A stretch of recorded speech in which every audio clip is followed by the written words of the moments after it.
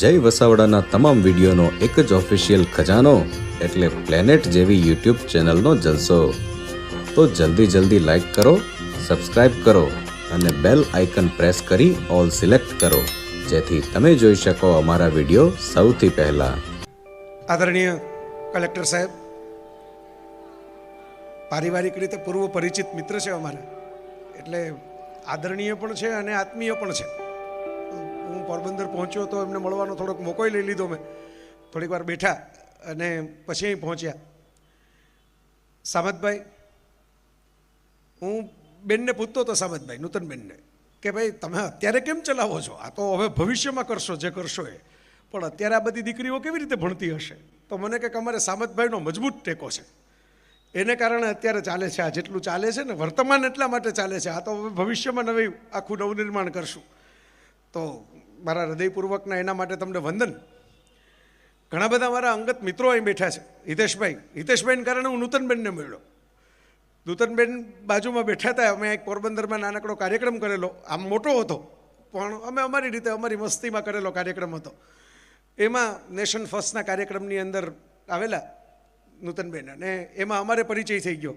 ત્યારની હજી અમારે મેસેજ વ્યવહાર, વાટકી વ્યવહાર જેમ હોય ને જૂના જમાનામાં, મેસેજ વ્યવહાર ચાલુ છે. તો ઘણા મિત્રો છે. અમારા પ્રજ્ઞેશભાઈ હમણાં તો અહીં દેખાતા હતા, હવે પાછા ગાયબ થઈ ગયા, મને મળ્યા ખરા. હા, આમ સાઈડમાં જતા રહ્યા. પ્રજ્ઞેશભાઈ મારા મમ્મી જ્યારે બહુ બીમાર હતા અને એમના મમ્મી એમણે ગુમાવ્યા. અમે બે માતૃપક્ષે, માતૃ સંસ્થામાં જેમ કનેક્ટેડ હોય ને એમ માતાને ગુમાવવાના દુઃખથી કનેક્ટેડ થયા અને સારા મિત્રો થઈ ગયા. એ પોતે મોટિવેશનલ સ્પીકર છે, રાઇટર છે. અને એમણે મને યાદ છે મારી ઘરે આવ્યા હતા. મેં કીધું તમે આ રાજકોટ બાજુ શું ભૂલા પડ્યા? મને કહું પોરબંદર જાઉં છું. મેં કીધું તમારે શું પોરબંદર, એ તો વડોદરામાં રહે છે વર્ષોથી, અને પાછા જાય તો અમેરિકા જાય. એમના પાછા આગળ બધા પરિવારના સભ્યો બધા ત્યાં છે. તો મેં કીધું તમે આ પોરબંદર શું નીકળ્યા? તો મને કે મારી જૂની સ્કૂલ છે ને એનું નવનિર્માણ કરવાનું છે, નવયુગનું, અને અમે બધા મિત્રોએ ભેગા થઈને બીડું ઝડપ્યું છે, કરશું. અને 3-4 વર્ષમાં તો કરી જ દીધું. કરશું એ ભવિષ્યકાળમાંથી હવે તો ભૂતકાળ થઈ ગયો, કરી નાખ્યું. તો હું તો પ્રજ્ઞેશભાઈને કહેતો હતો કે ભાઈ તમે બોલજો કે તમે આ કેવી રીતે કર્યું, એટલે આ બધા બહેનોને જરાક પ્રેરણા મળે ને કે ના થાય એમ છે. આ જ ગામમાં આપણી નવયુગ સાથે જ જોડાયેલી એક સંસ્થાનું થાય તો બીજી સંસ્થાનું એ થાય. એટલે પ્રજ્ઞેશભાઈએ મને સૌથી પહેલાં બાલુબા સાથે જોડ્યો. મને કહે કે ભાઈ એક સરસ કામ છે ને તારે હા પાડવાની છે. એટલે હા પાડવાની છે એવું એણે પહેલાં કહી દીધું હતું. અને આ કામ જાણ્યા પછી મારી પાસે ના પાડવાની કોઈ મોકો હતો જ નહીં, કોઈ જગ્યા હતી જ નહીં કે હું ના પાડી શકું. બહુ મને તો આનંદ થાય. શિક્ષણ, અમે તો 3 પેઢીથી આ જ કામ કર્યું છે, શિક્ષણ. મારા દાદા સ્કૂલના પ્રિન્સિપાલ હતા, મારા પિતાશ્રી અધ્યાપક, માતા ગૃહમાતા, અને મને ઘરે ભણાવ્યો. હું તો ઘણીવાર જાહેરમાં કહું છું, જે મિત્રો અમારા ઘણા બધા ચાહક મિત્રો અહીં બેઠા છે, 1 by 1 બધા મળ્યા ખરા. મોટા સાહેબના અંતે બધા 5-6 ધવલ ને બધા 4-5 મિત્રો તો મને હું આવતો હતો ત્યારે જ મળી ગયા. તો બધાને ખબર હશે કે મારી માએ એ જમાનામાં, અને તમને આનંદ થાય એવી વાત છે, કુતિયાણા પાસેનું દેવડા એ મારું મોસાળ, એટલે હું તો તમારા બધાને ભાણે જ છું. અને એ જમાનામાં મારી મા એક જ વિદ્યાર્થીની વિદ્યાનગરની અંદર, કલ્પકભાઈ એક જ, આખા ક્લાસમાં છોકરી એક જ, બાકી બધા છોકરાઓ, એ વલ્લભ વિદ્યાનગર, ક્યાં કુતિયાણાનો. અને એ જમાનામાં 200 કિલોમીટર જવું હોય તો તમારે આમ મોટો ફેરો ગણાય. એ જમાનામાં 50-60ના જમાનામાં. અને ત્યારે એ એકલા ભણ્યા, પોતાની આત્મવિશ્વાસથી કે ના ભણવું તો છે. ભણ્યા, ગૃહમાતા થયા, જુનાગઢ આવ્યા, મારા પિતાશ્રી સાથે મુલાકાત થઈ, એમના લગ્ન થયા, મારો જન્મ થયો. એ લોકોએ એવું નક્કી કર્યું કે આપણે જઈને ઘરે ભણાવવો છે. એટલે માએ નોકરી છોડી દીધી સરકારી. પપ્પાએ, એક વ્યક્તિએ તો કમાવાનું ચાલુ રાખવું પડે જીવનમાં, એટલે પપ્પાએ નોકરી ચાલુ રાખી. એ મારી માએ મને ઘરે ભણાવ્યો. પછી એ દેશ પરદેશની વાતો હોય તો પણ ભલે, ભારતીય સંસ્કૃતિની કથાઓ હોય તો પણ ભલે. મને ઘણા લોકો કહે તમે અંગ્રેજી પિક્ચરની એ વાત કરો અને તમે પાછા એમ કે રામ ને કૃષ્ણ શિવ ને એની એ વાત કરો, બધું ક્યાંથી ભેગું થાય? એટલે મેં કીધું મારી માન કારણે ભેગું થાય. એણે બધું ભેગું કરી દીધું ભણાવતા. કારણ કે મારે સ્કૂલની 4 દિવાલોની સિવાય, ઉમાશંકર જોશી એમ કહેતા, સ્નેહલભાઈ ઉમાશંકરભાઈને યાદ કર્યા, ઉમાશંકર જોશી એમ કહેતા કે વર્ગની બહાર પણ એક સ્વર્ગ હોય છે, એમાં પણ ભણવાનું છે, વર્ગની બહારના સ્વર્ગમાં. તો એમ ભણતા હું મોટો થયો. એ વખતે પછી મોટા થયા પછી ખબર પડી, અને પછી એ વાત તો મેં કીધું એમ જાહેરમાં હું કરી ચૂક્યો છું ઘણી વખત, કે એમણે આજીવન સોનું ન પહેર્યું, કોઈ સોનાનો દાગીના નહીં, ચૂંક નહીં, વાળી નહીં, કાનની બુટ્ટી નહીં, કશું જ નહીં. અને જે ગૃહિણીનું, સામાન્ય ગૃહિણીનું આપણું એક બજેટ તો હોય સોના ચાંદીના દાગીનાનું, એ ગૃહિણીનું સોનાનું બજેટ એમણે પુસ્તકોની પાછળ નાખ્યું. એટલે મારા ઘરમાં બહુ મોટી લાઇબ્રેરી થઈ, પુસ્તકો સમાય નહીં એટલી મોટી લાઇબ્રેરી છે. પ્રિય બાપુ આજે રાજકોટમાં છે, હું અહીં છું, પ્રિય મોરારી બાપુ. તો હમણાં એમણે અમદાવાદની અંદર એક કાર્યક્રમમાં ગયા હતા, ત્યાં યાદ કર્યું કે ભાઈ આલા જયની ઘેર જાઓ ને તો પુસ્તકોની વચ્ચેથી પસાર થઈને પુસ્તકો ઉપર બેસવું પડે, એવી હાલત થાય. એટલા પુસ્તકો હોય ઘરમાં. પણ બાપુ બહુ રસથી બેસે, દર વખતે આવે એમ કે હું ઓલા ખાટલે બેસું પહેલાં, પછી બહાર આવું હિંચકા ઉપર. તો એમણે એ સોનું ભેગું કર્યું. એ ગુજરી ગયા ત્યારે એમની નાકની એક ચૂંક પેલી સૌભાગ્યવતી સ્ત્રીને આપણે એક મૂકવું પડે દાગીનો, એ મારા મામીએ આપેલી. એ સોનું ભેગું કર્યું. તો તમારી સામે એક ભણેલી દીકરી શું કરી શકે, એક ભણેલી સ્ત્રી શું કરી શકે, એક ભણેલી માતા શું કરી શકે, એનું જીવતું જગતું ઉદાહરણ તમારે જોવું હોય તો આ તમારી સામે ઊભું. એ કોઈ દેશ ફરી ન શક્યા. એમની અચાનક જ એમને કેન્સરની બીમારીની અંદર અમે ગુમાવ્યા. બહુ ઝડપથી એમનું અવસાન થયું. હું તો હજી આમ તાજું હું શિક્ષણનું જ કામ કરતો હતો, કોલેજમાં પ્રિન્સિપાલ જ થયો હતો નવો રાજકોટમાં. અને પછી જ મેં છોડી દીધું, કામ ચાલુ રાખ્યું છે શિક્ષણનું, કોલેજ છોડી દીધી. જો આ આપણું શિક્ષણ જ છે ને, આપણું લોક શિક્ષણ ચાલુ છે. અમારે ઘણા બધા અહીં તો સર્જક મિત્રો બેઠા છે, દુર્ગેશભાઈ ને એવા બધા કવિ મિત્રો બેઠા છે. તો આપણે સર્જન કાર્ય કરીએ એ પણ એક પ્રકારનું શિક્ષણ જ છે. પણ હું આજની તારીખે તમારી સામે એમ કહી શકું કે ભાઈ દીકરીઓને ભણાવવી જરૂરી શું કામ છે, એવું બીજા બધા જો કહે તો એ તો તમને એમ માને કે ભાઈ ગોખેલો સંદેશ છે, ક્યાંકથી કોઈ ફોરવર્ડ કરેલો મેસેજ છે ને બધા એમ કહે છે કે દીકરી ભણાવો. પણ ભણેલી દીકરી કેવો સંતાન પેદા કરી શકે, ભણેલી દીકરી સંતાનનું કેવું ઘડતર કરી શકે. આજે હું 30-35 દેશ ફરી શક્યો હું તો એ મારી માએ જે ઘડતર કર્યું, મારી પાસે બીજું જ કંઈ છે ને, હું કંઈ ફેશનનો મોડલ નથી, કંઈ ફિલ્મનો સ્ટાર નથી. એ જે ઘડતર થયું એને કારણે લોકો પ્રેમ કરે છે, બોલાવે છે, વાલ કરે છે, સામેથી આમંત્રણ આપે છે, સાંભળે છે. તો એની પાયામાં એક ભણેલી દીકરી છે. અને હું તો ગોંડલ સ્ટેટમાં મોટો થયો એટલે જરાક હરખથી કહી શકું કે મારા ભગા બાપુએ એ જમાનાની અંદર કન્યા કેળવણી આઝાદીની પહેલાં ફરજિયાત કરી. ગોંડલ સ્ટેટમાં મા બાપને દંડ થાય તો દીકરીઓને ભણાવે નહીં. આપણી પાસે સારા રજવાડાઓ હોય. તમે આ રૂપાળીબાની હું વાત સાંભળતો તો આ બાલુબા નામ એમના બાના નામે છે. એ વખતે એમણે પોતાની અંગત મૂડીમાંથી એક સ્કૂલ ઊભી કરી કે ભાઈ ના દીકરીઓને ભણાવીએ. અને એ વિદેશ ગયા હતા. આપણા બધા મહારાજાઓ, અમારે ગોંડલના મહારાજા ભગવતસિંહજીનું આમ જ હતું. એ પરદેશ ગયા અને એમણે જોયું તો એમણે એમ નક્કી કર્યું કે જેવું પેરિસ હોય, જેવા યુરોપના સિટી હોય, એવું આપણે ગોંડલનું પ્લાનિંગ કરવું છે. એમણે ટાઉન પ્લાનિંગમાં રસ લીધો કે ભાઈ આવી રીતનું ટાઉન પ્લાનિંગ કરીએ. કોઈને બહાર નીકળો તો યુરોપિયન સિટી જેવી ફીલ આવે, બેન્ડ સ્ટેન્ડથી શરૂ કરીને સિમેન્ટના રોડ સુધી. અહીં રાણા સાહેબ અને રાણીબાઈએ જે રસ લીધો કે ભાઈ એમણે જોયું કે પરદેશમાં તો દીકરીઓ ભણે છે અને આ તો પરદેશમાં આપણે લઈ આવવું પડ્યું. આપણે એ સમયનો કાળ એવો હતો, લાંબા સમયની ભારતમાં ગુલામી આવી, એને કારણે ભારત જે મૂળ પોતાની સંસ્કૃતિથી વિખૂટું પડ્યું. બાકી સ્ત્રી ભણે એ ભારતીય સંસ્કૃતિ માટે નવી નવાઈની વાત નથી સાહેબ. આપણી પાસે એક ઉપનિષદ છે, બૃહદારણ્યક ઉપનિષદ એનું નામ છે. બૃહદ અરણ્ય એટલે જંગલ, જંગલનું ઉપનિષદ. યાજ્ઞવલ્ક્ય નામના ઋષિ અને એમના 2 પત્ની, અને એમાં નાના પત્ની જે છે એ મૈત્રેયી. અને યાજ્ઞવલ્ક્યે એમ કહ્યું કે ભાઈ હવે મારો સંસારનો સમય પૂરો થાય છે અને હું વાનપ્રસ્થ વનમાં જાઉં છું, એકાંત સાધના કરવા માટે જાઉં છું. અને જે કંઈ ગાયો છે, આશ્રમ છે, જે મિલકત છે એ બધી આ 2 પત્નીઓને વેચી દઉં છું. અને એમાં મૈત્રેયીએ એમ કીધું કે ભાઈ મારા મોટા બહેન જે છે એ ભલે બધું રાખે, પણ આપે ગાયો મૂકી દીધી, બીજું બધું જે મકાન ને બધું મૂકી દીધું, તે એવું કયું જ્ઞાન છે જે મેળવવા માટે આપ જંગલમાં જાઓ છો? એ વધારે મોટી મિલકત કહેવાય, મને એમાં ભાગીદાર બનાવો. મૈત્રેયી ગયા અને મૈત્રેયીએ યાજ્ઞવલ્ક્ય સાથે જે સંવાદ કર્યો એનું આખું ઉપનિષદ છે આપણા 108 ઉપનિષદમાં, બૃહદારણ્યક ઉપનિષદ. તમે વિચાર કરો. એટલે કન્યાઓ ભણે, કન્યાઓને જ્ઞાન પ્રાપ્ત થાય, એ ભારત માટે શંકરાચાર્ય અને મંડન મિશ્રના સંવાદની વાત જે મિત્રોને ખબર હશે કે શંકરાચાર્ય એક જ વાત પરાજિત થયા, એ મંડન મિશ્રના પત્નીથી પરાજિત થયા એમના જીવનકાળમાં. કે પતિનું પરાજય વેઠી ન શકે એટલે એમણે કીધું હું હવે દલીલ કરવા માટે આવીશ. ભામતી નામનો ગ્રંથ રચનાનો આપણે ત્યાં, વાચસ્પતિ અને ભામતી, લગ્ન થઈ ગયા ઋષિના, અને ઋષિ વ્યાકરણનો ગ્રંથ તૈયાર કરતા હતા. અને એક દિવસે પેલા ચોખા હોય ને, કંકુ અને ચોખા, એ સૌભાગ્યવતી સ્ત્રીનો એ ચોખા પડ્યા ને ઋષિનું આપ ધ્યાન ગયું કે આપ કોણ છો? તો કે હું આપની પત્ની છું, આપ મને પરણીને લઈ આવ્યા, પણ આપ એટલા બધા વ્યસ્ત થઈ ગયા ગ્રંથ રચવામાં ખબર જ નથી કે આપ કોણ, આપને કે ભાઈ લગ્ન થઈ ગયા છે. હું આપની આપ કોઠો રાખું છું, દીવો સરખો કરી દઉં, આપનું ભોજનના ફળ ફૂલની વ્યવસ્થા મૂકી દઉં, અહીં આપનું ધ્યાન ન ખેંચાય એટલે હું સામે આવતી નથી. અને ઋષિ એમ કીધું કે ભાઈ આ તો આપને કારણે મારો ગ્રંથ પૂરો થયો એમ કહેવાય.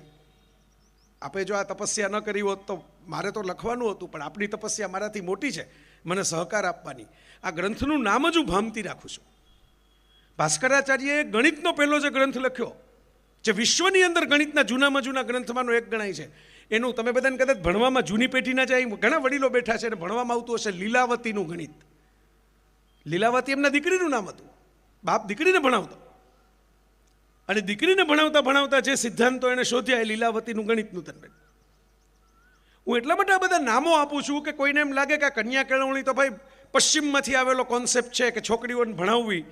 ભારતમાં હતું, પણ આપણે કંઈક ખોઈ નાખ્યું, એટલે પછી આપણે બીજેથી લઈ આવવું પડે છે.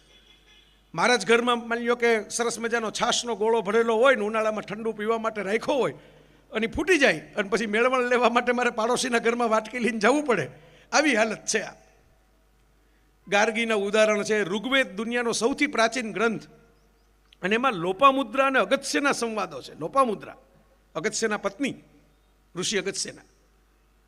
તો આપણે વિદુષીઓ પેદા કર્યા છે, આપણે જ્ઞાનની શક્તિ પેદા કરી છે આખી પૃથ્વી ઉપર. આપણે તો ગુજરાતી તરીકે આમ છાતી ગજગજ ફૂટે એવી વાત છે, આપણી ફૂલી જવી જોઈએ છાતી, કે આખી પૃથ્વી ઉપર સૌથી લાંબો longest running song and dance festival જો થતો હોય તો એ આપણી નવરાત્રિ છે.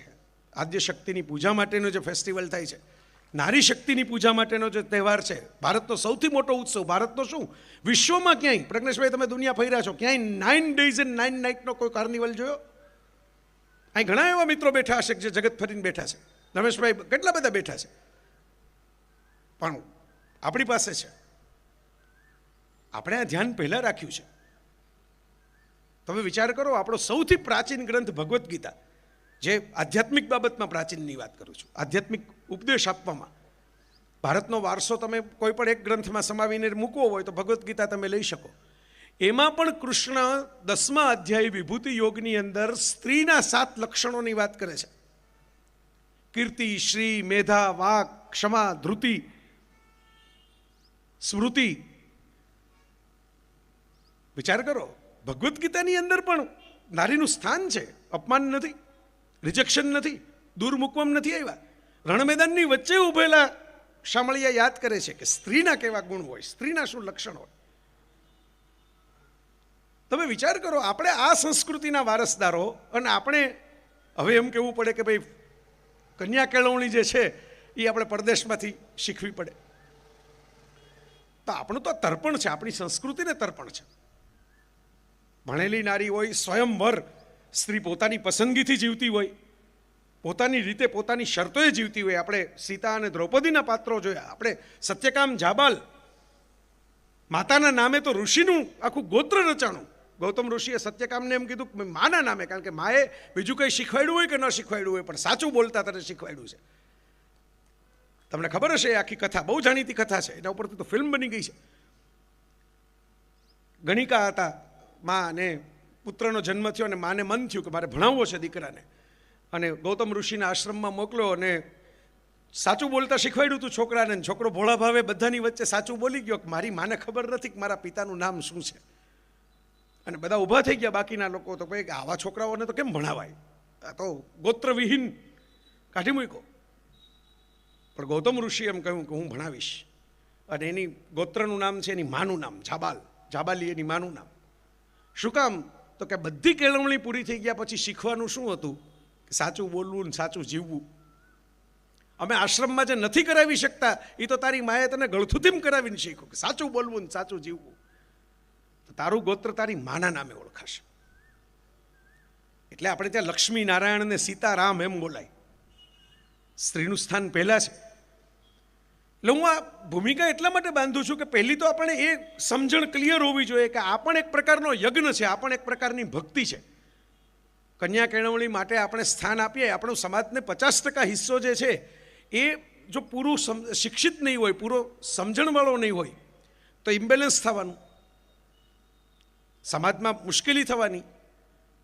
આજે બનાવો એવા બને છે, લોકો છેતરાઈ જાય, ભોળવાઈ જાય, નાની નાની વસ્તુમાં આકર્ષાઈ જાય, ફ્રોડ થાય, ચીટિંગ થાય. શું કામ થાય? કેળવણીનો અભાવ છે, શિક્ષણનો અભાવ છે. આપણે ચલાલામાં બહુ સરસ મજાની જગ્યા છે, આપા દાનાની જગ્યા, અને ત્યાં વલ્કુ બાપુ પોતે બહુ સારું કામ કરે છે, શિક્ષણનું જ કામ કરે છે. પોતે અમેરિકા ભણીને આવ્યા અને જગ્યા સંભાળ્યા પછી પહેલું કામ એમણે, એ ધારત તો એમને બી બેસી શકત, પણ તો એમણે એમ કીધું કે ના, આપણે એક સારી સ્કૂલ કરીએ અહીં આ વિસ્તારમાં. હું ત્યાંય બોલી આવ્યો છું. ગઈકાલે જ વલ્કુ બાપુનો મારા મોબાઈલમાં મેસેજ છે, ગઈકાલનો જ. બાપુ બહુ પ્રેમ કરે ને ક્યારેક ક્યારેક આવી રીતે નવા નવા કંઈક વિચાર મોકલે. એ મેસેજમાં એમ લખેલું છે કે ચોરને ખાતર પાડતા આવડે ને એ એની કેળવણી થઈ. એ શીખવું તો પડે ને, કેવી રીતે અંધારું થાય ત્યારે જવું, આપણા પગલાંના અવાજ ન થવા જોઈએ, બાકોરું કેમ કરવું દિવાલની અંદર, ઘરધણી ઉઠી ન જાય એવી રીતે તિજોરી સુધી કેમ પહોંચવું. આ કેળવણી છે, એમણે એમ લખ્યું. પણ ચોરી કરાય નહીં એ વિદ્યા છે. કેળવણી ને વિદ્યામાં ફરક છે મિત્રો. હું ઘણીવાર મારા પ્રવચનોમાં ઉદાહરણ આપીને, કારણ કે નવી જનરેશનને નવા પ્રકારના ઉદાહરણ આપવા પડે. અહીં ઘણા બધા કાળા માથાના માનવીઓ બેઠા છે, એટલે મારે એને એની સાથે એની ભાષામાં સમજાય એમ ડાયલોગ કરવો પડે. ઓસામા બિન લાદેન એન્જિનિયર થયો, ભણેલો હતો ને, ભણતરનો એનો શું ઉપયોગ કર્યો? પ્લેનના બોમ્બ બનાવ્યા, અમેરિકાના ટ્વિન ટાવર ઉડાડ્યા, ટેરરિઝમનો ઉપયોગ કર્યો. તમે કોકના ટાવર ઉડાડો તો કોક તમારા ટાવર ઉડાડે. એટલે અમેરિકાએ ગોતીને 10 વર્ષ પછી એબોટાબાદમાં લાદેનને પકડો, અને લાદેનની લાશ ક્યાં છે હજી કોઈને ખબર નથી, ક્યાં નાખી દીધી. આપણી નજર સામેની વાત છે આ તો, કે એવા યુગની વાત નથી આ બધી. તો હમણાં વાત કરતો તો એ તો તમને એમ થાય કે ભાઈ આપણો તો જન્મ નહોતો ત્યારે. આ તો આપણો જન્મ થઈ ગયા પછીની વાત છે. એ જ 2010માં અમેરિકામાંથી એક પિક્ચર આવ્યું, મિશન ઇમ્પોસિબલ 4, ટોમ ક્રુઝનું, જેનો એક ભાગ હમણાં આવવાનો જ નવો. અને એનું શૂટિંગ એમણે બુર્જ ખલીફા, દુબઈનો ટાવર છે ત્યાં કર્યું, જ્યાં આપણે જ્યારે ભારતનો 15મી ઓગસ્ટ કે 26મી જાન્યુઆરી હોય તિરંગાની રોશની કરવામાં આવે છે. દુબઈ સાથે તો આપણે બહુ સારા, યુએઈ સાથે આપણા બહુ સારા રાજદ્વારી સંબંધો છે, એક્સપોર્ટ ઇમ્પોર્ટના બહુ સારા સંબંધો છે. મોદી સાહેબ સાથે એમનું અબુધાબીમાં તો સન્માન કરવામાં આવ્યું છે એમને, આપણા પ્રાઇમ મિનિસ્ટરનું. તમે વિચાર કરો, એ શેખે એમ નક્કી કર્યું, એ ભણેલા હતા, એમણે લાદેન કરતાં જુદો રસ્તો લીધો. એ જ વિસ્તાર, એ જ કલ્ચર, એમણે એમ કહ્યું કોકનો ટાવર પાડવાને બદલે આપણો ટાવર ઊંચામાં ઊંચો બનાવીએ તો એમનેમ જ અમેરિકાવાળા આવશે, એમનેમ જ દુનિયા વાવા કરશે, એમ જ દુનિયા આપણી સામે જોશે. તો બુર્જ ખલીફા આપણે બધા દુબઈ જાય જોવા જાય. દુબઈ નહીં ગયા હોય એને મોબાઈલમાં ફોટા જોઈ લીધા હશે. શિક્ષણ એટલે કોઈનો ટાવર પાડ્યા વિના આપણો ટાવર ઊંચામાં ઊંચો કરવાની ઘટના. આ શિક્ષણ છે, આ એજ્યુકેશન છે. આપણે જે ભૂલી જઈએ છીએ કે શિક્ષણ આ શીખવાડે તમને. જે વલ્કુ બાપુના મેસેજમાં હતું ને કે વિદ્યા એટલે ચોરી કરવાની ટેકનિક છે એ કેળવણી હશે, પણ ચોરી કરાય નહીં એ વિદ્યા છે, એ જ્ઞાન છે. અને એમાંથી મારે તમને આ ભૂમિકામાં લઈ જવાના છે. આ એજ્યુકેશનની જરૂર છે. આપણે જે સમાચારોની હેડલાઇન જોઈએ છે ને એમાં 50% ક્રિમિનલ તમે જોયા હશે કે બધા એજ્યુકેટેડ હોય. બાલ્યો કે બળાત્કાર, ક્રાઇમ અગેન્સ્ટ વિમેન, આ મહિલાઓની સંસ્થા છે એટલે હું એ વાત ઉપર ખાસ કહું. તો એનો અર્થ એ થયો ને કે માણસ ભણ્યો ખરો. આપણે માર્કશીટને ગુજરાતીમાં કહીએ છીએ ગુણપત્રક. હમણાં રિઝલ્ટની સિઝન છે, 1-2 આવી ગયા, 1-2 બાકી છે. ગુણપત્રક. તો ગુણપત્રકમાં આપણે ગુણ એ લખીએ છીએ કે એને 3 કલાકમાં શું યાદ રહી ગયું, ફિઝિક્સ, કેમેસ્ટ્રી, બાયોલોજી, જે કંઈ 3 કલાકમાં એને શું યાદ રહી ગયું એના ગુણ આપણે આપીએ છીએ. પણ એ પિતા તરીકે કેવો છે, દીકરા તરીકે કેવો છે, ભાઈ તરીકે કેવો છે, પતિ તરીકે કેવો છે, અથવા તો સ્ત્રી હોય તો દીકરી તરીકે, પત્ની તરીકે, બહેન તરીકે, પુત્રી તરીકે આ કેવી છે, આ કેવા સંબંધોમાં માણસ છે ને એના ગુણ આપણે આપતા નથી. ખરી કસોટી તો એ થવાની છે કે તમે માણસ તરીકે કેવા છો. ખરું શિક્ષણ તો એ છે. આપણી જૂના જમાનાની, થેન્ક યુ, જો આ શિક્ષિત માણસનું લક્ષણ છે. મેં કંઈ કહ્યું નથી. ઓય ક્યાં કરી? भैया रेस्टोरेंट से शाही पनीर ऑर्डर कर रही हूँ। घर में रणवीर ब्रार और रेस्टोरेंट के शाही पनीर से प्यार। रेस्टोरेंट का टेस्ट घर में। Challenge accepted. एवरेस्ट का शाही पनीर मसाला, रेस्टोरेंट वाला टेस्ट घर पे। ये तो रेस्टोरेंट से भी टेस्टी है। Test made best shahi paneer masala from Everest. Okay, આ તો બરાબર નથી આમની હાલત. અને એનું અપમાન ન થાય, એને ગરજ ન દેખાય, એને દુઃખ ન થાય, એને બધાની સામે નીચું ન જોવું પડે, એવી રીતે મદદ પહોંચી જાય, એ શામળીઓ કહેવાય સાહેબ, એ કાનુડો કહેવાય. તમે જોજો, ભેગા ભણેલા તો દ્રોણ ને દ્રુપદે હતા મહાભારતમાં. વિચાર કરજો, દ્રોણ જ્યારે દ્રુપદ પાસે ગાય માગવા ગયા કે મારા છોકરાને પીવા માટે દૂધ નથી, તો દ્રુપદે અપમાન કરીને કાઢી મૂક્યા, હું તો રાજા છું ભાઈ, હવે હું તમારી ભેગો ભણનારો નથી રહ્યો, મારી ઓફિસમાં તમારે પરમિશન વગર આવવું નહીં, ના પાડી દીધી. એ ભેગા ભણેલા હતા, આ ભેગા ભણેલા હતા, કૃષ્ણ અને સુદામા. એટલું હસતા હસતા કહું કે દ્રોણાચાર્ય સ્કૂલ અને સાંદીપની સ્કૂલ વચ્ચે ફરક છે. પોરબંદરમાં તો ભાઈશ્રીની સાંદીપની છે જ આખી, બે વચ્ચે ફરક છે. દ્રોણાચાર્ય સ્કૂલમાં ભણેલા સામસામા હથિયાર લઈને ભેગા થાય કુરુક્ષેત્રમાં. સાંદીપની સ્કૂલવાળા છે ને દ્વારકામાં ભેગા થાય. એ ઈંડોળા ખાટ ઉપર ઝૂલવા માટે ને તને સાંભળે રે મને વિસરે રેની વાત કરવા માટે ભેગા થાય. તમે એસોસિએશન બનાવ્યું, નૂતનબેન કહેતા હતા કે અમે આખા વિશ્વમાં બધા ગ્રુપ બનાવ્યા. હું તો ઘણીવાર કહેતો હું, સ્કૂલ કોલેજમાં જાઉં ને ત્યારે હું કહું કે સાથે મળીને હસ્યા હો ને એવી ક્ષણો પાછળથી યાદ કરો ને તો બહુ રોવું આવે, અને સાથે મળીને રોયા હો ને એવી ક્ષણો પાછળથી યાદ કરો ને તો બહુ હસવું આવે. કેવી નાની નાની વાતમાં આપણે રોતા, પણ જે હસતા હોય ક્ષણ યાદ કરો ને તો રોવું આવે કે હવે છૂટા પડી ગયા. આ એસોસિએશન બનાવે, માણસ ભેગા થાય, એકબીજા સાથે કનેક્ટ થવાનો પ્રયત્ન કરે. ઘણા અમારા જેવા અળવિતરા હોય, સોશિયલ નેટવર્કમાં આવે એટલે 50 પ્રકારના એસોસિએશનમાં મેમ્બર થઈ જાય, મફત જ છે ને, આપણે ક્યાં કઈ આમાં માથાકૂટ છે. આવા થોડાક મેમ્બરોને તમારે QR કોડ મોકલી દેવા કે તમારે ગુડ મોર્નિંગને બદલે સવારમાં 500 મોકલતા જાજો બાલુબન નામે. ઓલા ફૂલડા ન મોકલો તો હાલશે. સવારમાં તો આપણે છે ને વોટ્સઅપ ખોલીએ, હિતેશભાઈ, આપણને એમ જ લાગે કે હરિદ્વારના ઘાટ ઉપર બેઠેલા છીએ. એટલા પવિત્ર પવિત્ર મેસેજો આવે ને આપણને એમ થાય કે કોણે મોકલા હશે આટલા બધા. અને પાછા આખો વાંચીને મારા જેવો પૂરો કરવા ના જાય તો અધૂરો નીકળે. એટલે હું ફોન કરું કે ઓલો તમે મેસેજ મોકલો સારો હતો પણ અધૂરો નીકળો. તો કે હે તમે વાંચો? અમે તો વાંચ્યો જ નથી, અમે સીધો ફોરવર્ડ કરી દીધો પરબારું. તો આ વાસ્તવિકતા તમને કહું છું કે ભાઈ હવે આવા મેસેજ જે બધા કરતા હોય ને, ઘણા મેં કીધું ને ઘણા ગ્રુપની અંદર હોય કે આંટો મારવા માટે, એમાં તમારે તો બહેનોનું ગ્રુપ છે એટલે બહુ વાંધો ન આવે. અમારા ભાઈઓના ગ્રુપમાં તો ઘણા અમે ગુલાબ લઈને ગયા હતા, એ હવે કેવા દેખાય છે, ડીપીમાં સમાય છે કે નથી સમાતા, એ ચેક કરવા માટે પહોંચી ગયા હોય. તો આ બધા પાસેથી QR કોડ રેડી રાખજો અને બધાને કહેજો ગુડ મોર્નિંગ ગુડ ઇવનિંગ નહીં કરો તો હાલશે, પણ ફૂલ નહીં તો ફૂલની પાંખડી આમાં જમા કરાવતા જાજો. આ અમારો યજ્ઞ છે, આ અમારો શિક્ષણ યજ્ઞ છે. હમણાં પ્રિય મોરારી બાપુ કથા કરતા હતા, એ શિક્ષક જ છે, લોક શિક્ષક જ છે. તો બાપુએ વ્યાખ્યા આપી હતી શિક્ષકની. શી એટલે શિસ્ત, ક્ષ એટલે ક્ષમતા, કેપેસિટી, ક એટલે કળાનો, કસબ, સ્કિલ. 3 વસ્તુ ભેગી થાય એટલે શિક્ષક બને.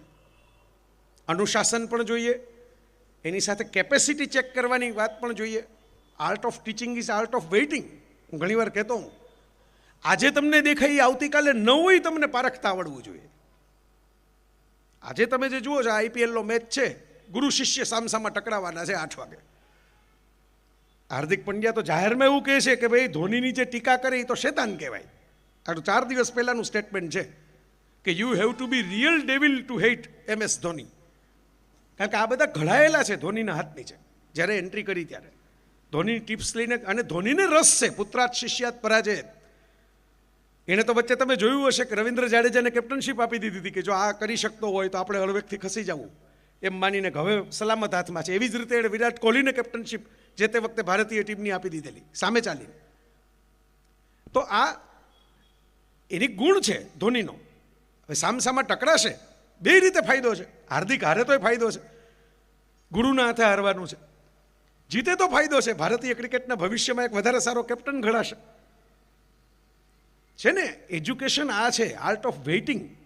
હવે હાર્દિક પંડ્યાએ જ્યારે એન્ટ્રી કરી, આપણો ગુજરાતનો જ છે, ત્યારે લોકો એમ માનતા હતા કે છેલ બટાવ છોકરો છે, બહુ લાંબુ નહીં ટકે. પાર્ટી કરવાવાળો છે, સીન સપાટા કરવાવાળો છે, તો લગ્નય થઈ ગયા, દીકરોય થઈ ગયો, કેપ્ટનશીપે મળી ગઈ, ઠાવકોય થઈ ગયો, ને 5 જણાને સલાહ દેતોય થઈ ગયો. આ તમારી નજર સામે છે ને, હું કંઈ ખોટું જ કહેતો નથી, એકેય વાત ખોટી કહેતો મને પાછી દી દેજો. તો આર્ટ ઓફ વેઇટિંગ હું એટલે કહું છું કે સારા જે એક્સપર્ટ ટીચર હોય ને એને ખ્યાલ આવે કે અત્યારે ભલે તોફાની લાગતા, પણ આજથી 10 વર્ષ પછી આનું ભવિષ્ય ઉજ્જવળ છે, અંદર સ્પાર્ક છે, અંદર ઉર્જા પડેલી છે, અંદર ક્ષમતા પડેલી છે, કંઈક છે. આપણે સાચી દિશામાં વાળશું તો આ ડેવલપ થશે. આજે લોકો ટીકા કરે છે, આજે માથાકૂટ કરવાવાળા છોકરા કહે છે, પણ કાલ ઉઠીને કંઈક નવી વાત કરતા થશે. નવા ઉદાહરણ છે આપણી પાસે. આપણે એક ડૉક્ટર છે આઈ કે વીજળીવાળા, ભાવનગરમાં રહે છે અને સરસ પુસ્તકો બાળકો માટેના લખે છે.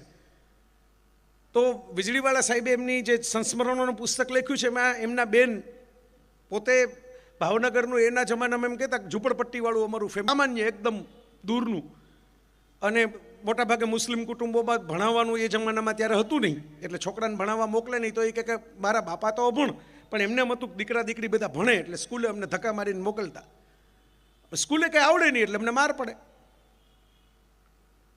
ઘરે પાછા આવીએ એટલે ફરિયાદ આવે સ્કૂલમાંથી કે આને કાંઈ આવડતું નથી, એટલે ઘરે માર પડે. એટલે એક અમારા મગજને એવી વ્યાખ્યા થઈ ગઈ. જો આજે ડૉક્ટર અને લેખક બનેલો માણસ જાહેરબાઉ લખે છે કે નાનપણમાં અમારા મગજમાં એવી વ્યાખ્યા થઈ ગઈ કે શિક્ષણ એટલે શું, તો કે માર ખાવાનો. માર ખાવાનું નામ શિક્ષણ. સ્કૂલમાં એ બધા ધોલ મારે અને ઘરે આવો તો ઘરે બધા ધોલ મારે, એનું નામ ભણવાનું.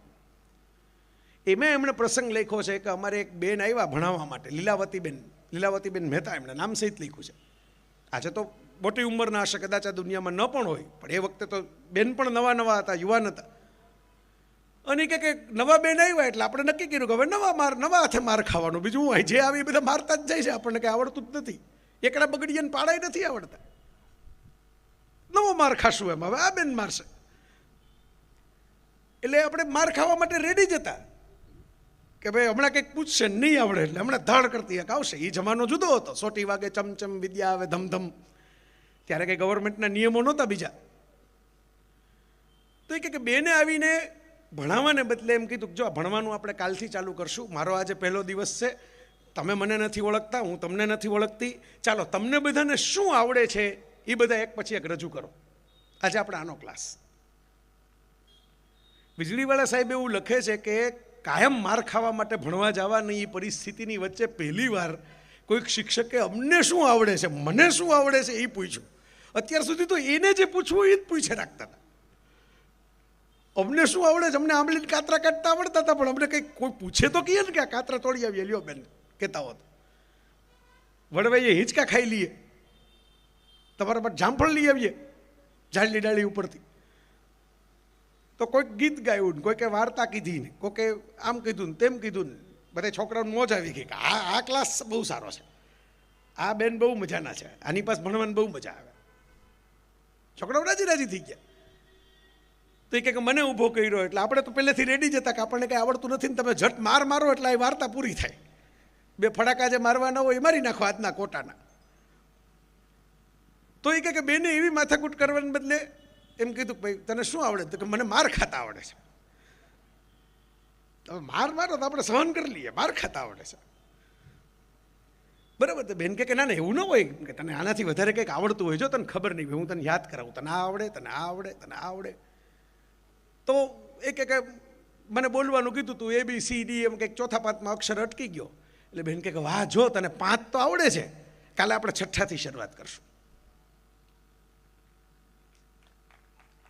પહેલી વખત કે ઘરે જઈને મને એમ થયું સવારે વહેલા ઉઠીને સ્કૂલે જવું છે, ઓલા બેન પાછા પીરિયડ લેવા આવશે ને આપણે 6ઠું બોલવાનું છે એની સામે. સાહેબ આવા લોકોએ, આ લીલાવતીબેનની કંઈ મૂર્તિ નહીં હોય, છાપામાં એનો કંઈ પહેલા પાને ફોટો નથી છપાણો, મને તો વીજળીવાળા સાહેબની ચોપડીનો વાંચી હોત તો નામ ન ખબર હોત. પણ આવા કેટલા બહેનો અને ભાઈઓ હશે પાયામાં ધરબાઈ ગયેલા કે જેને કારણે આપણે મોટી સેલિબ્રિટીઓને છાપામાં પહેલા પાને જોઈએ છીએ.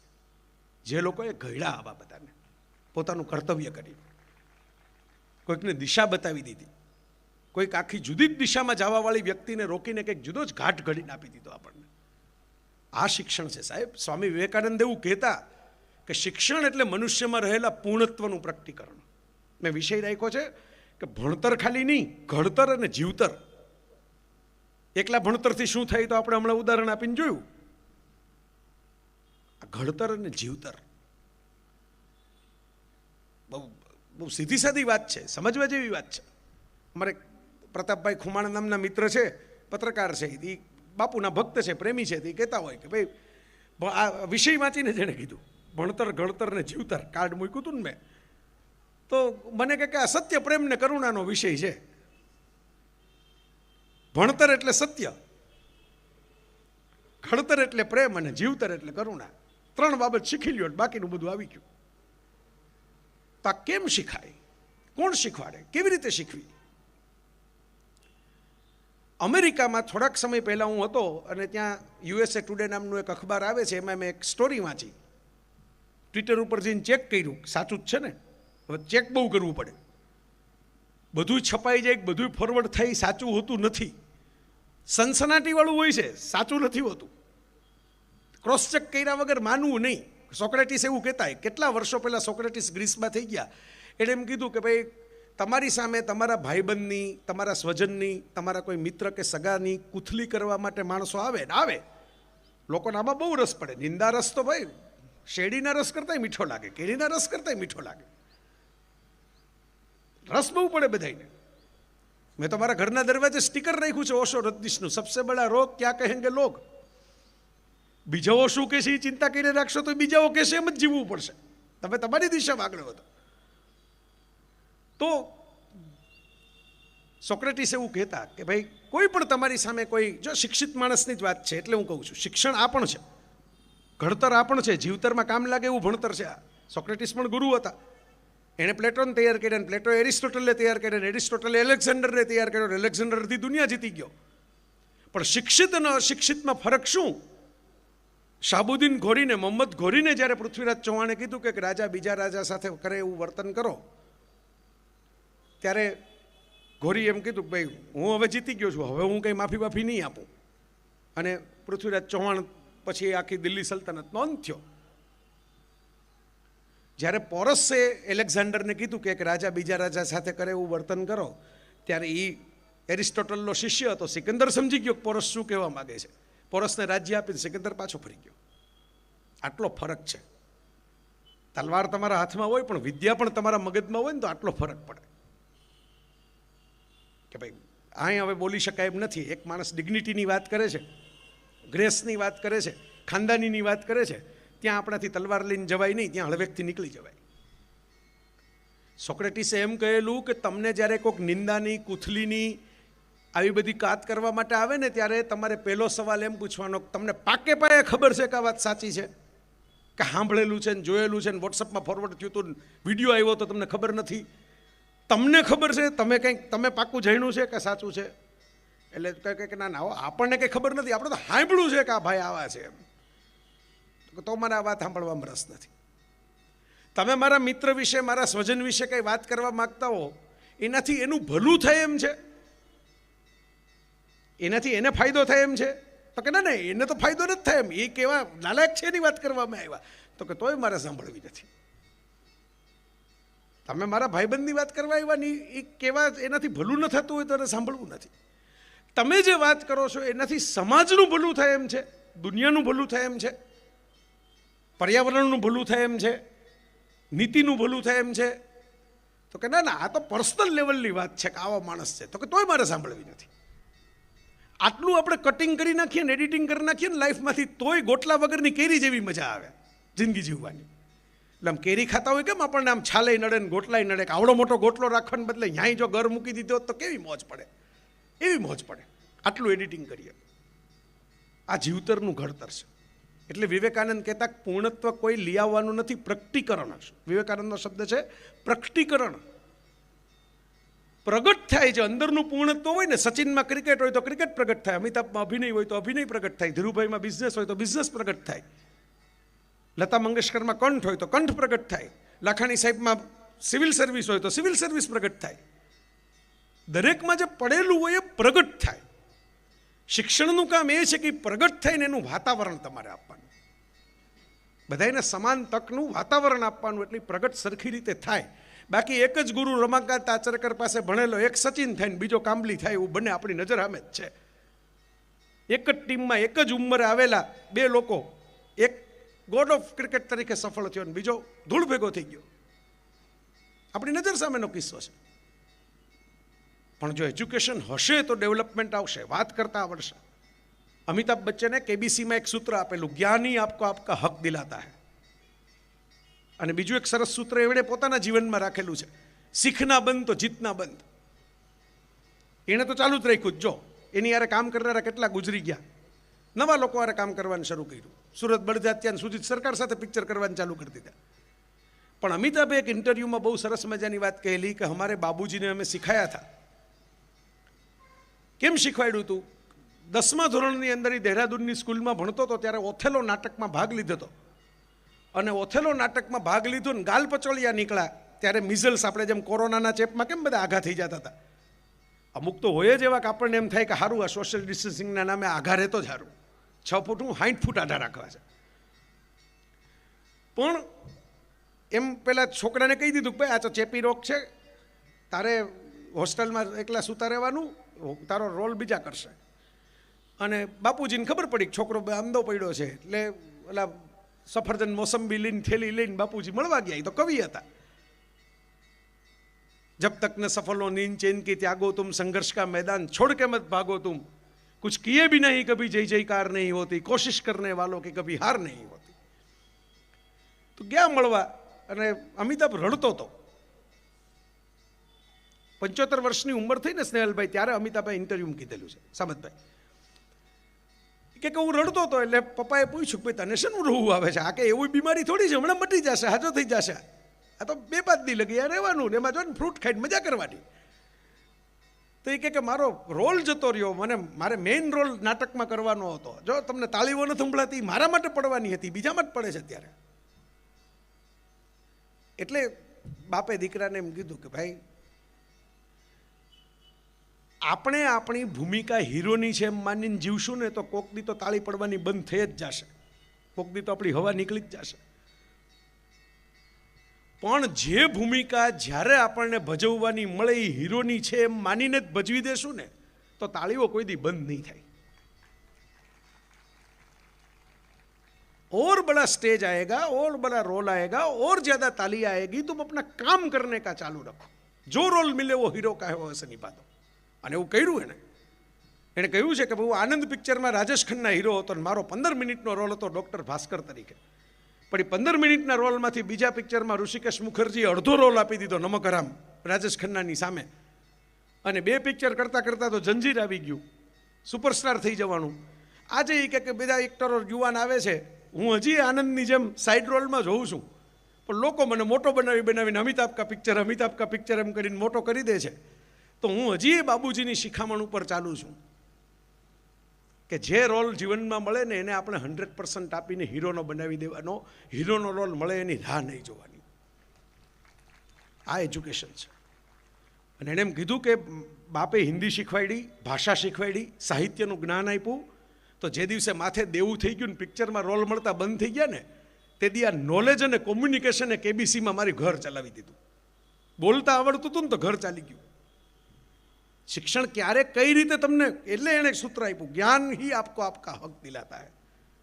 કયા તબક્કે તમને તમારું ભણતર મદદરૂપ થશે જીવતરના તમે જાણતા નથી.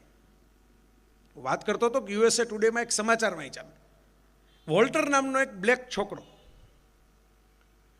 બહુ દારૂણ, આપણે જેમ અમુક વિસ્તારો ઝૂંપડપટ્ટીવાળા અને ગરીબ વિસ્તારો જે હોય ને દરેક શહેરમાં હોય છે, આવકની અસમાનતાવાળા, એમ અમેરિકામાં એ બ્લેક પીપલ માટેનું હોય છે.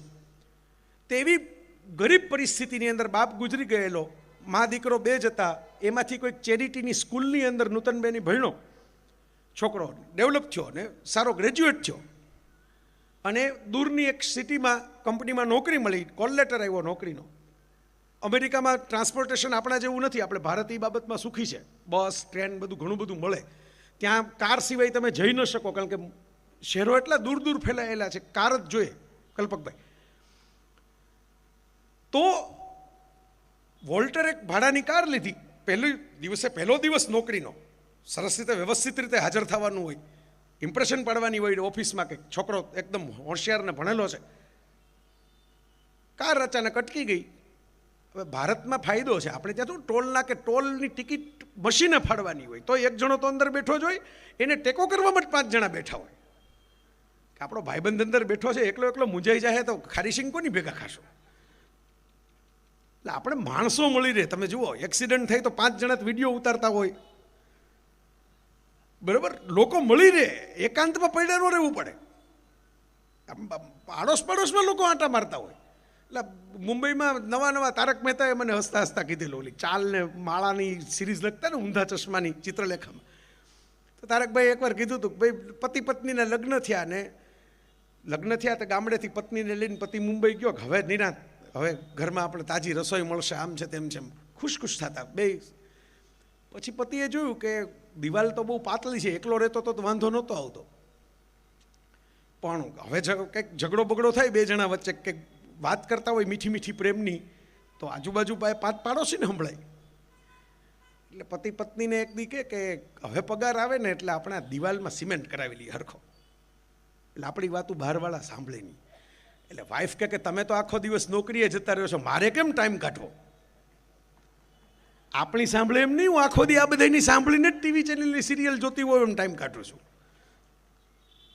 આપણને રસ બહુ પડે બીજા શું કરી જોયા કરવામાં. એટલે આપણે છે ને એનો ફાયદો છે, કોઈક માંદો પડે 5 જણા દવા લઈ આવી દે, કે ઓલા પડી ગયા, એ અમેરિકામાં કોઈક ચક્કર ખાઈને હેઠું પડ્યું હોય 15 લગી કોઈ જોવે નહીં કે ક્યાં પડી ગયા.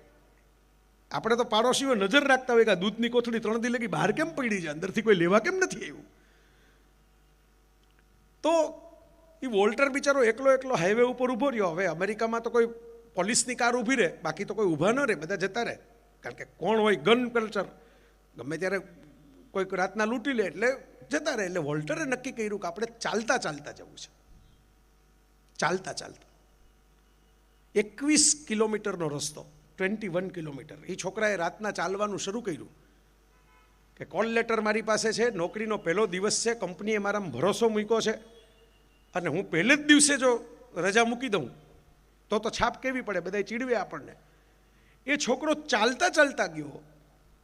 સવારમાં જે સિટીમાં દાખલ થયો ને, ત્યાં પોલીસની જે ઓલી આપણે જેમ પેટ્રોલિંગવાળા વ્હીકલ ફરતા હોય, એ વ્હીકલવાળાએ પકડો કે આ કોણ ચાલતો શંકાસ્પદ હાલતમાં આવે છે. એટલે કાગળિયા બતાવ્યા, પોલીસવાળા કન્વિન્સ થયા, એને નાસ્તો કરાવ્યો, પોલીસની કારમાં બેસાડીને એને બાકીના કિલોમીટર ચાલવું ન પડે એવી રીતે એને જે ઓફિસના બોસ, કારણ કે ખરાઈ કરવી પડે ને કે ખરેખર સાચું બોલે છે કે ખોટા કાગળિયા લઈને ફરે છે. એટલે જે ઓફિસના લેડી બોસ હતા એના, એ બોસના ઘરે દરવાજો ખખડાવીને પહેલાં વેરિફિકેશન કર્યું કે ખરેખર આ છોકરાને તમે લેટર આપ્યો છે તમારો જ છે, અને પછી એમ કીધું કે આ છોકરો ચાલતો આવતો હતો, હવે અહીં મૂકી જાય છીએ, તમે એને ઓફિસે લઈ જજો. પેલા બોસ પણ રાજી થઈ ગયા કે ભાઈ આવો ડેડિકેટેડ એમ્પ્લોય, પૈસા દેતા માણસો કામ નથી કરતા, આટલો કામ કરવાવાળો કે પહેલે દિવસે હાજર થવા માટે માણસ આખી રાત ચાલીને આવ્યો. તો બોસ એમની પોતાની કારમાં એ લેડી લઈ ગયા એને કંપનીની ઓફિસે, ને બધાને ભેગા કરીને ઇન્ટ્રોડક્શન આપ્યું કે આજથી આપણા નવા કર્મચારી છે આ યંગ મેન, અને એટલો બધો શિસ્તબદ્ધ, એટલો બધો નિષ્ઠાવાળો છોકરો છે કે ચાલીને અહીં આવ્યો, એની પાસે વાહન નથી, પૈસા નથી, ગરીબ છોકરો છે, ચાલીને આવ્યો. તો ઓફિસમાંથી કોકે ટ્વિટર ઉપર શરૂ કર્યું, જેમ તમે શરૂ કર્યું ને બાલુબા માટે હેશટેગ, કે ભાઈ ફંડ વોલ્ટર ફોર વ્હીકલ, હાલો આને આપણે વાહન લઈ દઈએ. એ તો ચાલ્યું, ધીરે ધીરે બધાએ પૈસા જમા કરાવવાનું શરૂ કર્યા. પહેલાં સગા સંબંધીઓને મેસેજ કર્યા, ધીરે ધીરે ટ્વિટરમાં અજાણ્યા માણસોએ શરૂ કર્યું નાખવાનું. 5 દિવસ થયા તો વોલ્ટરને કંપનીના માલિકે બોલાવ્યો મળવા માટે, કારણ કે હવે ભાઈ ધડાક ફેમસ થઈ ગયા સોશિયલ નેટવર્ક ઉપર. અને માલિકે બોલાવીને એમ કીધું કે મારે આવા તમારા જેવા જ કર્મચારીઓની જરૂર છે. તમે કંપનીને હજી પૂરા પરિચયમાં નહોતા, છતાંય કંપની માટે તમે ચાલીને આખી રાત આવ્યા, એ મને સમાચાર મળ્યા. અને કારણ એ છે કે તમારી પાસે તમારું પોતાનું વાહન નથી, તો મારી પાસે મારી નવી જે એસયુવી છે એ હું તમને ગિફ્ટ આપું છું, ચાવી લેતા જાઓ. અને આવા કર્મચારી તરીકે તમે રહેશો તો મને ગમશે, મારી કંપનીમાં કોઈક દિવસ તમે વાઇસ પ્રેસિડેન્ટ થશો. હવે ઓલું ફંડ ભેગું થઈ ગયું આપણા ભારતીય ફંડ મુજબ 90 લાખ રૂપિયા, 1 કરોડ રૂપિયાનું એટલા દિવસમાં. અને એ ફંડનું વોલ્ટર પાસે તો ગાડી આવી ગઈ, બોસે નવી નકોર એસયુવી આપી દીધી. વોલ્ટરે ઓફિસમાં ઊભા થઈને એમ કીધું, ના છે તમે ચેક કરશો તો તમને મળશે ગૂગલ ઉપર પણ, એણે ઊભા થઈને એમ કીધું કે આ પૈસા જે છે એ મારે હવે લેવાય નહીં, કારણ કે પૈસા તમે મને ગાડી લેવા માટે આપ્યા હતા, પણ ગાડી તો મારી પાસે આવી ગઈ છે કંપની તરફથી, એટલે મારે આ પૈસાનો ઉપયોગ કરાય નહીં. બાકીના બધાએ કીધું કે હવે પૈસા તો કેટલાને પાછા દેવા જવા, બધાએ ફંડ બનાવ્યું.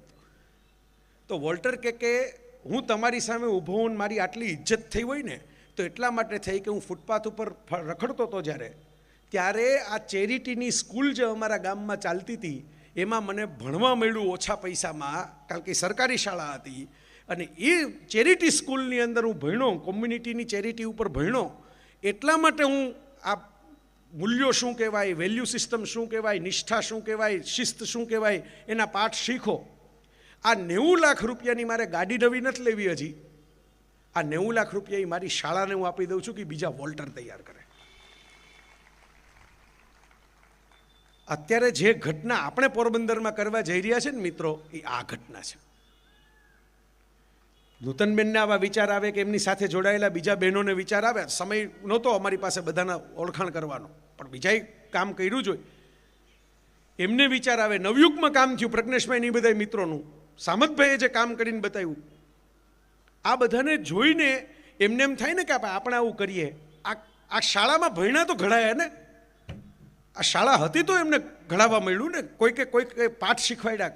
જીવન કોને કહેવાય, માનવતા કોને કહેવાય, લાગણી કોને કહેવાય, સંવેદના કોને કહેવાય, મદદ કોને કહેવાય. માણસો ઘણીવાર મદદ માટે પોકાર કરે, ઘણા સાંભળતા નથી પોકાર. આ મળ્યું એનું ઋણ સ્વીકાર કરીને આ બધા નીકળ્યા છે કે ભાઈ ચાલો આપણે હવે ફરીથી સામું આપીએ, આપણે પાછું આપીએ. સાહેબ, જગતમાં મોટામાં મોટી વાત આ છે, તમારી માતૃ સંસ્થા, તમારી માતૃભૂમિ, તમારી માતૃભાષા, તમારી માં, એનું ઋણ જે તમે ઉતારી શકો એ મોટામાં મોટી વાત છે કે તમે એ કંઈક કરી શકો.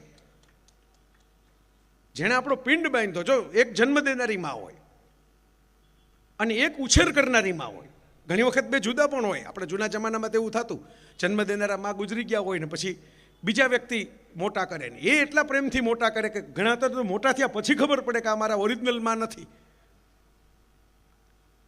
તો શાળા છે ને એ આપણી બીજી માં છે. માં આપણને પૃથ્વી ઉપર લઈ આવે છે અને શાળા આપણને પૃથ્વી ઉપર સન્માનપૂર્વક કેમ જીવવું એ શીખવાડે છે. એક સારી શાળા બચશે ને મિત્રો તો ભવિષ્યની 10 જેલ બંધ થશે. વિચારજો, માણસો નવું વિચારશે, નવું કેળવશે પોતાની જાતને, નવી દિશામાં લઈ જશે પોતાની વાતને. અને હું તો પૂછતો તો કેટલા રૂપિયાની ફી થાય? 470 છે ને સાબતભાઈ? 470 રૂપિયાની ફીમાં આજના જમાનામાં સાહેબ જમાડે નહીં લોકો, ભણાવે તો દુઆત દૂરની છે. મલ્ટીપ્લેક્સના ધાણીના 2 જણા ગયા હોય ને સગાઈ કરીને, નવા સમોસાને ધાણી લે 470 પૂરા થઈ જાય, અને સગાઈ કરીને ગયા હોય છૂટા તો માગે નહીં એટલે 500 પૂરા થઈ જાય. વિચારજો, એમાં દીકરીઓને ભણાવવી ફી જ નથી ને, બરાબર, સરસ, કારણ કે કન્યા કેળવણી સરકાર તરફથી તો ફ્રી જ છે સરકારી શાળાઓમાં. તો આ કોણ કરે આજના યુગમાં? કરે, તમને 5 સ્ટાર સ્કૂલો જોવા મળશે, હોય નહીં, ના નથી પાડતો, જેવી જેના ઓપ્શન. આ ગાડી જેવું છે, તમે સાયકલ ઉપર જાઓ, તમારી બાજુમાં BMW ને મર્સિડીઝ હોય, પણ એની BMW ને મર્સિડીઝ જોઈને કે આપણી સાયકલ તોડી નખાય. આપણી સાયકલ આપણને લઈ જાય છે ત્યાં સુધી. ઘણી વાર તો BMW બંધ થઈ જાય, સાયકલવાળા જઈ શકે, રસ્તો બંધ થઈ ગયો હોય. તો મારા મિત્રો, એક તો હેરિટેજ બિલ્ડિંગ, એની પાછળ આવડો સરસ મજાનો ઇતિહાસ, આવી લેગસી એની પાછળ.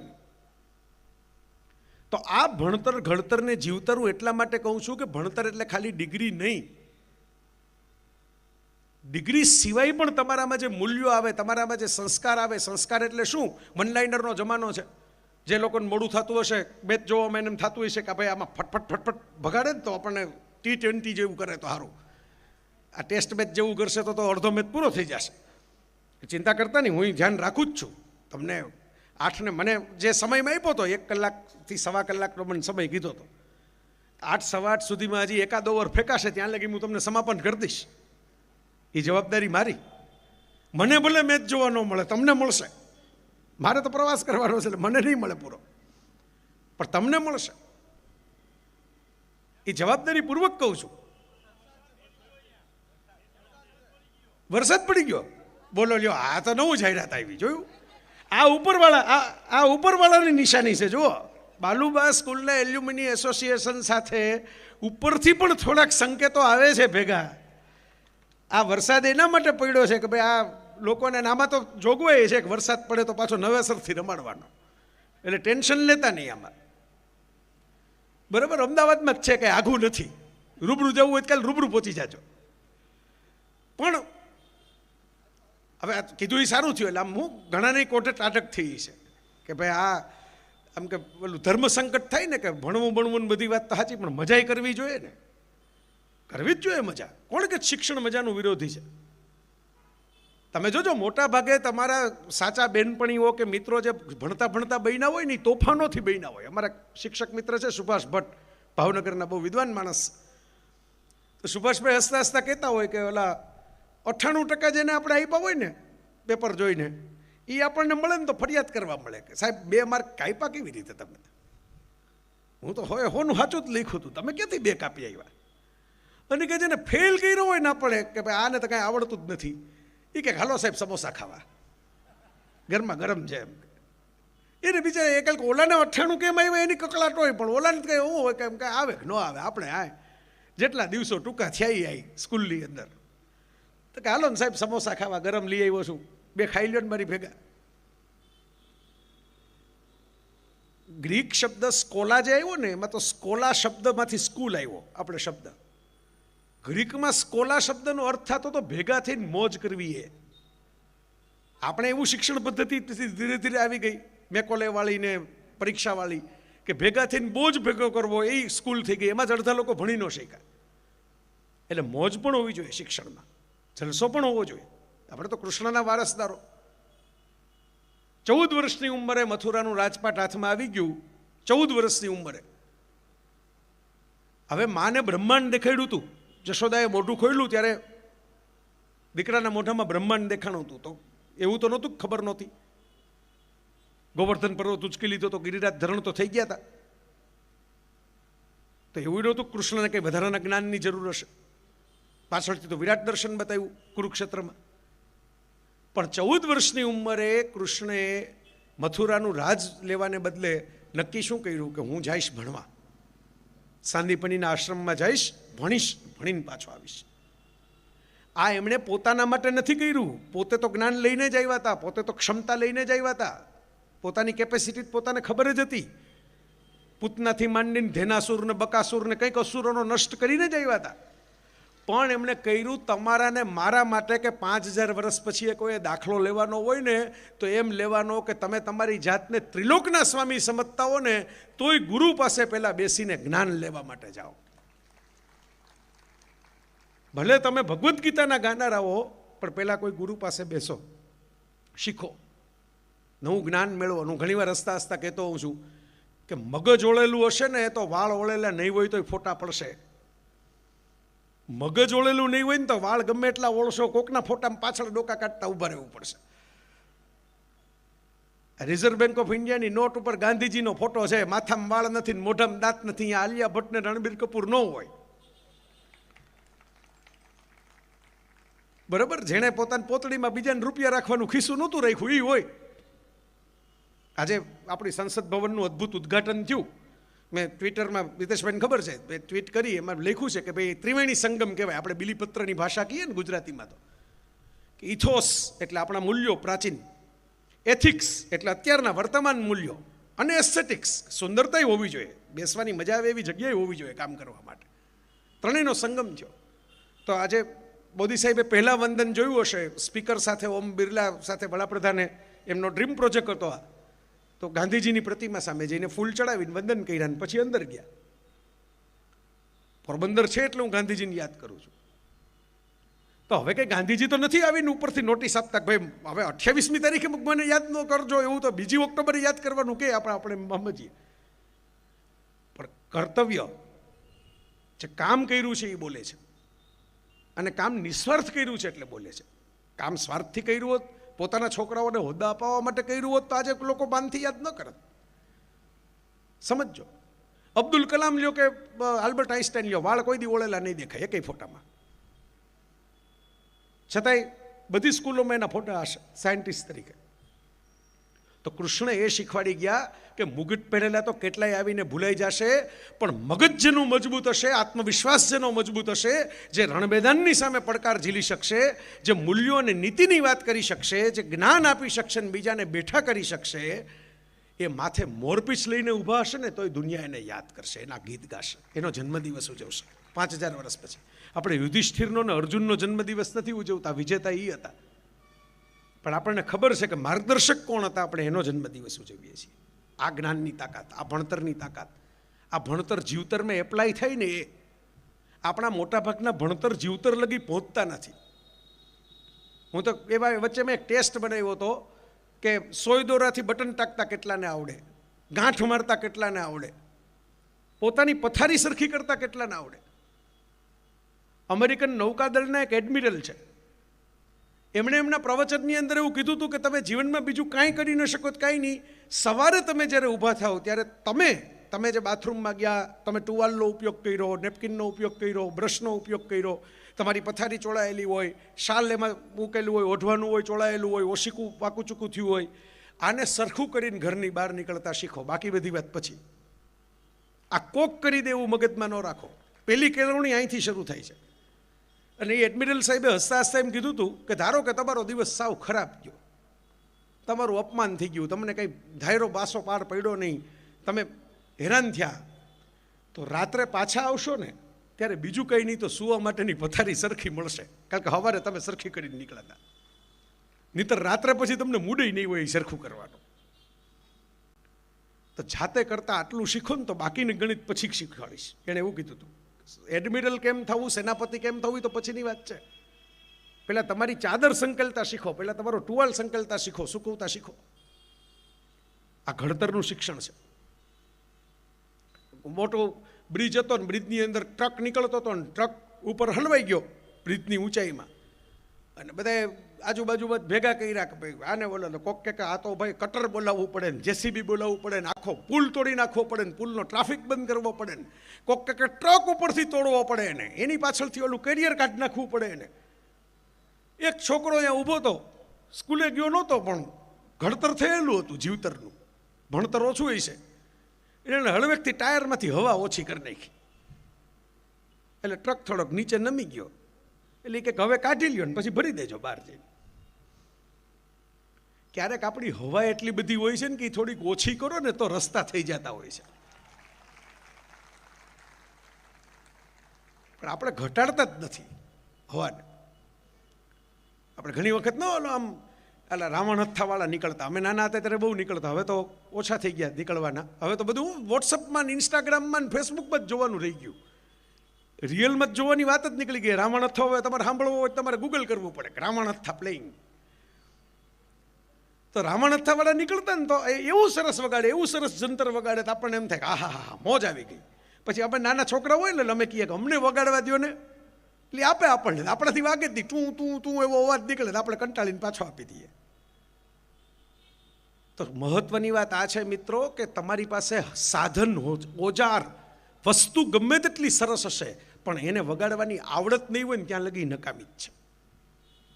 મારા જેવા માણસને તમે 5 કરોડ રૂપિયાની કારની ચાવી આપો પણ મને ડ્રાઇવિંગ કરતા ન આવડતું હોય મારા માટે નકામી જ છે. મારે ડ્રાઈવર ગોતીને પહેલાં કોકને બેસાડવો પડે. મને વાંસળી આપો તમે સરસ હરિપ્રસાદ ચોરસિયાની વાંસળી આપો પણ મને વગાડતા ફૂંક મારતા ન આવડે એમાં ત્યાં લગી વાંસળી મારા માટે નકામી છે. તો બાલુબા વિદ્યાલયના માધ્યમે આપણે એવી માતાઓ આવતીકાલની તૈયાર કરવાની છે કે જેમાં આવડત પણ વિકસે. નવનિર્માણ થાય એ બિલ્ડિંગનું તો થાય જ, ઇમારતનું તો થાય જ. આ તો આપણે થોડા બેદરકાર પ્રજા તરીકે રહી ગયા કે હેરિટેજ પ્રોપર્ટી આવી રીતે પડી હોય.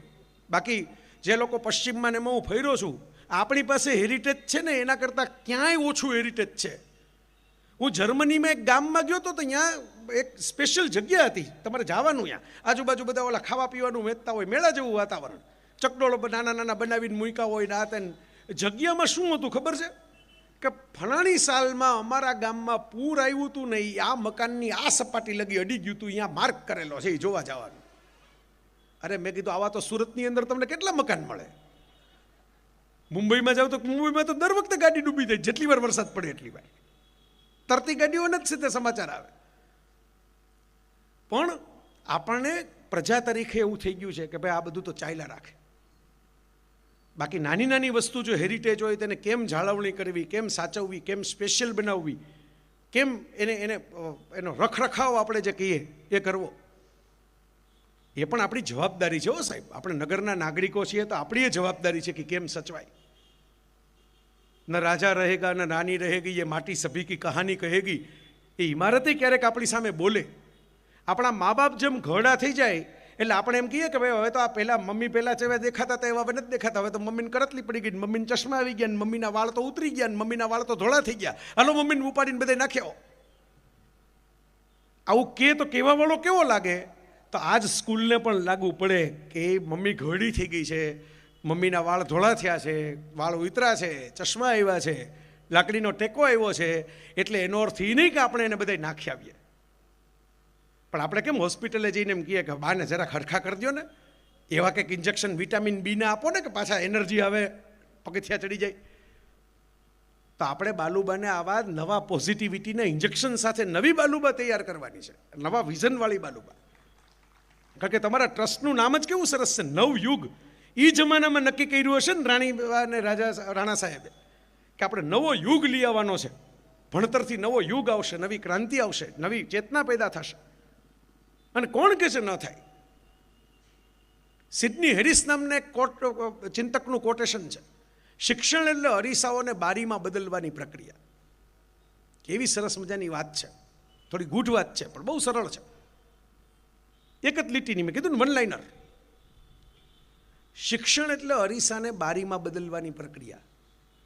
અરીસા એટલે શું? ઘણા શિક્ષકો એવું જ હોય, હું ભણાવું એ ભણી લ્યો, બસ આ છાપામાં છે, આ ચોપડીમાં છે, આ પરીક્ષામાં પૂછાવાનું છે, આટલું કરી લ્યો એટલે વાર્તા પૂરી. બાકી તમે મને ફ્રી કરી દો એટલે હું શેરબજારના ભાવ જોઉં. આ અરીસા છે, પ્રતિબિંબ જ પાડે, જેવા હોય એવા જ રહે. પણ બારી કેવી વસ્તુ કહેવાય?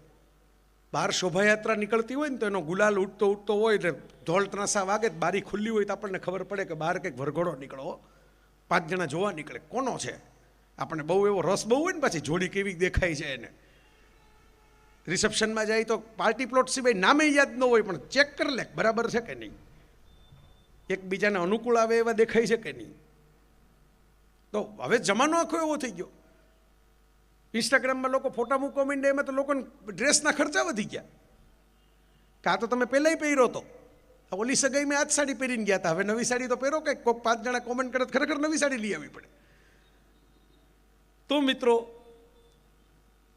બારી છે એમાં અંદર વઘાર થતો હોય, ધારો કે સરસ મજાનો આપણે સૌરાષ્ટ્રમાં તો સરસ મજાના કઢી ને દાળની ને એની બધાની આમ સુગંધ આવે, ધમધમાવીને વઘાર કર્યો હોય તમે, તો નીચે રસ્તા ઉપર હાઈલો જતો હોય ને એને ભૂખ લાગી જાય કે આ ઘરમાં કંઈક વઘાર થયો હાઈ ક્લાસ.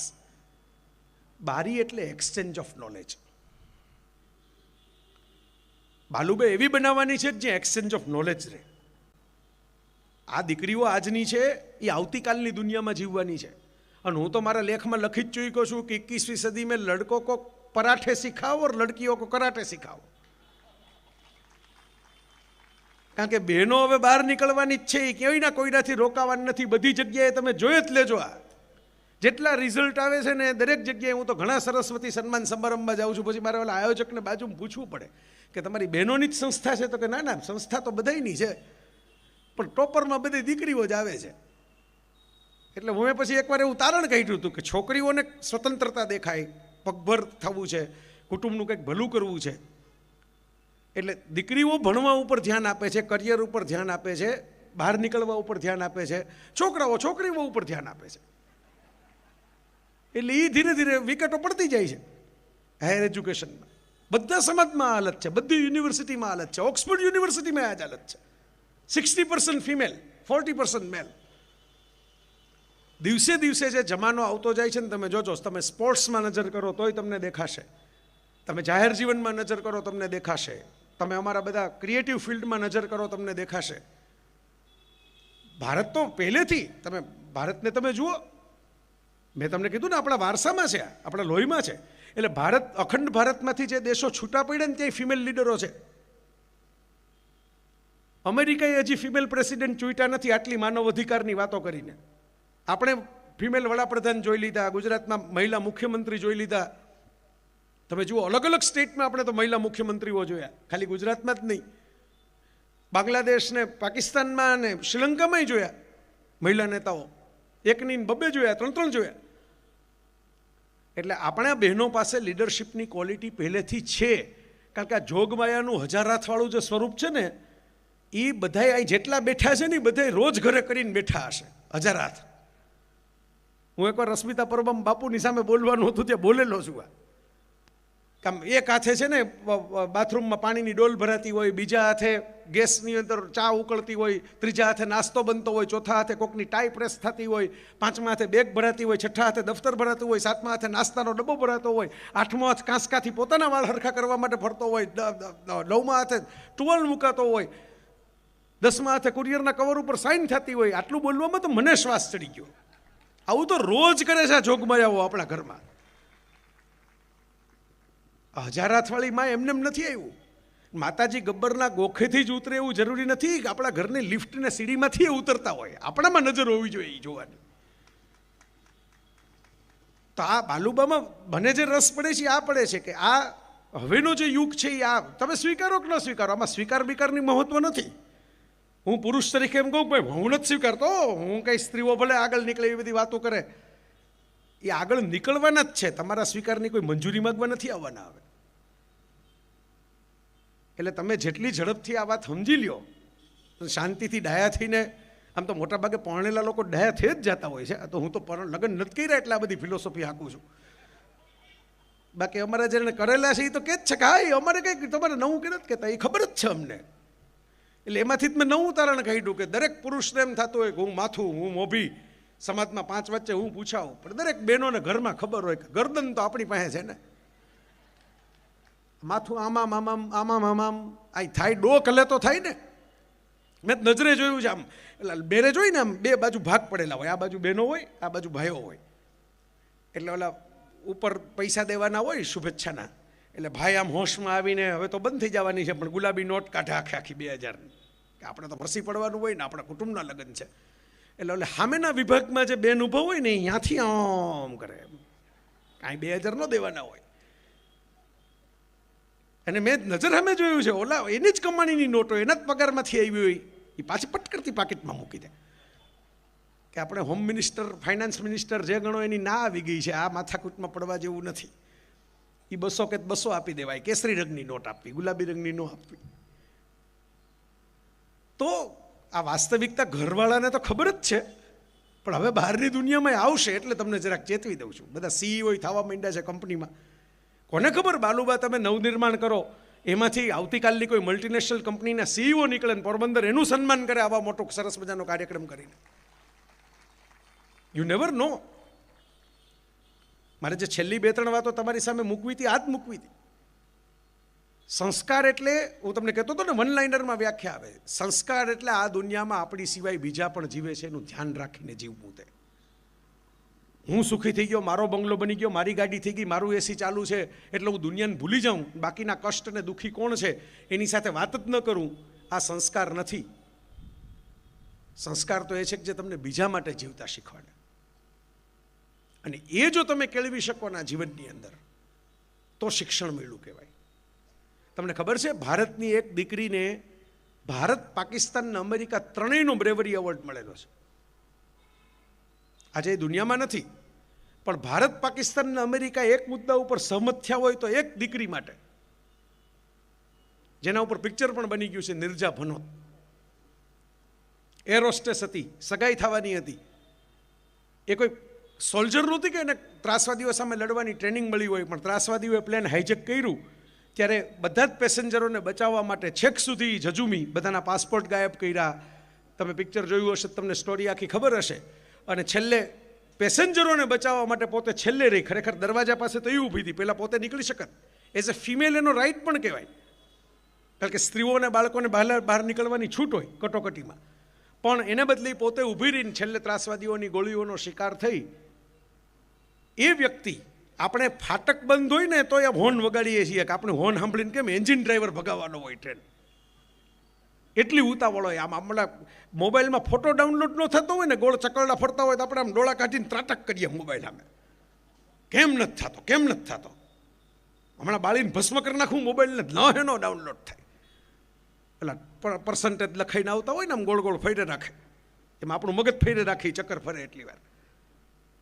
આટલી ધીરજ આપણી પાસે આપણા પોતાના મોબાઈલ માટે નથી રહી. ત્યારે એક સ્ત્રીએ પોતાનો જીવ આપી દીધો 3 દેશોના નાગરિકોને બચાવવા માટે.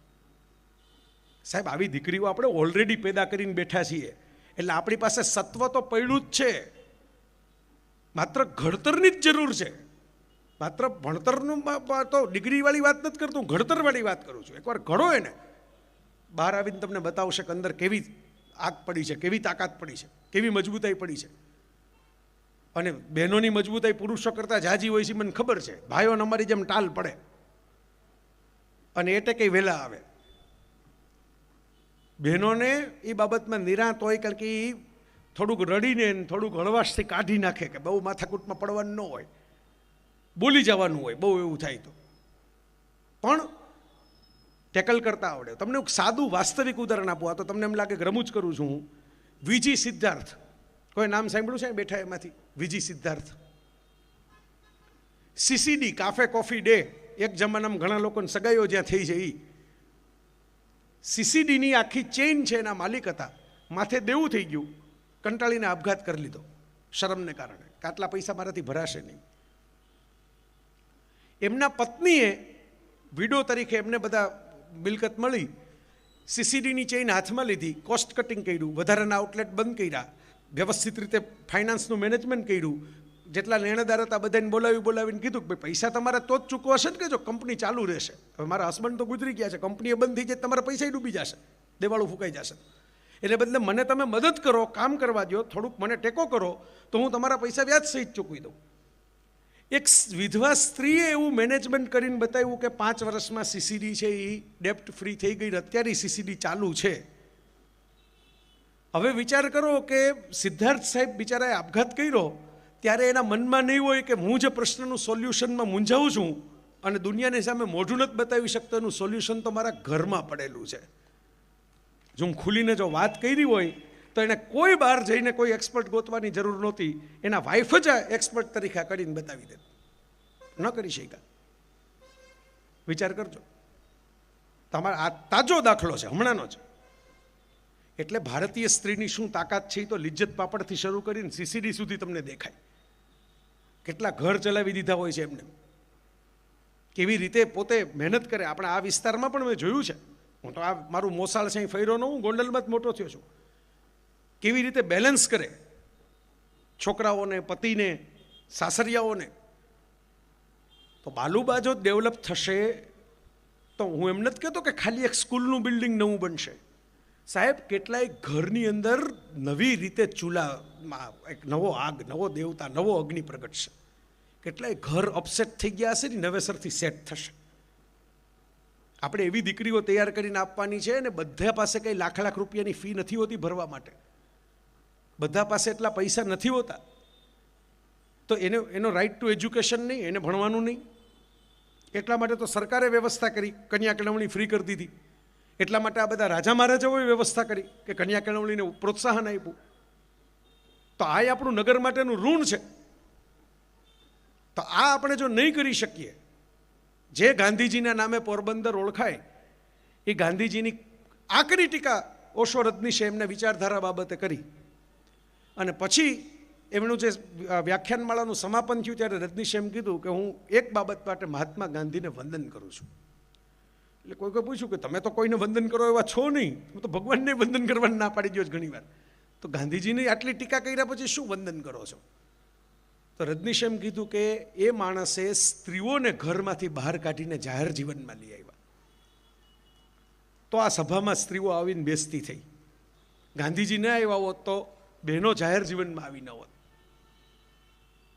કારણ કે ભારતની અંદર જાત જાતના મહાત્મા ફૂલે છે, ઘણા બધા, રાજા રામમોહન રાય છે, કેટલા ડૉક્ટર આંબેડકર સાહેબ છે, ઘણા બધાએ પ્રયત્નો કર્યા. એમ નથી કહેતો એક જ માણસે કર્યા, પણ આ બધા લોકોએ પ્રયત્નો કર્યા. પુરુષો હશે તો એમને સ્ત્રીઓને હક મળે એના પ્રયત્નો કર્યા.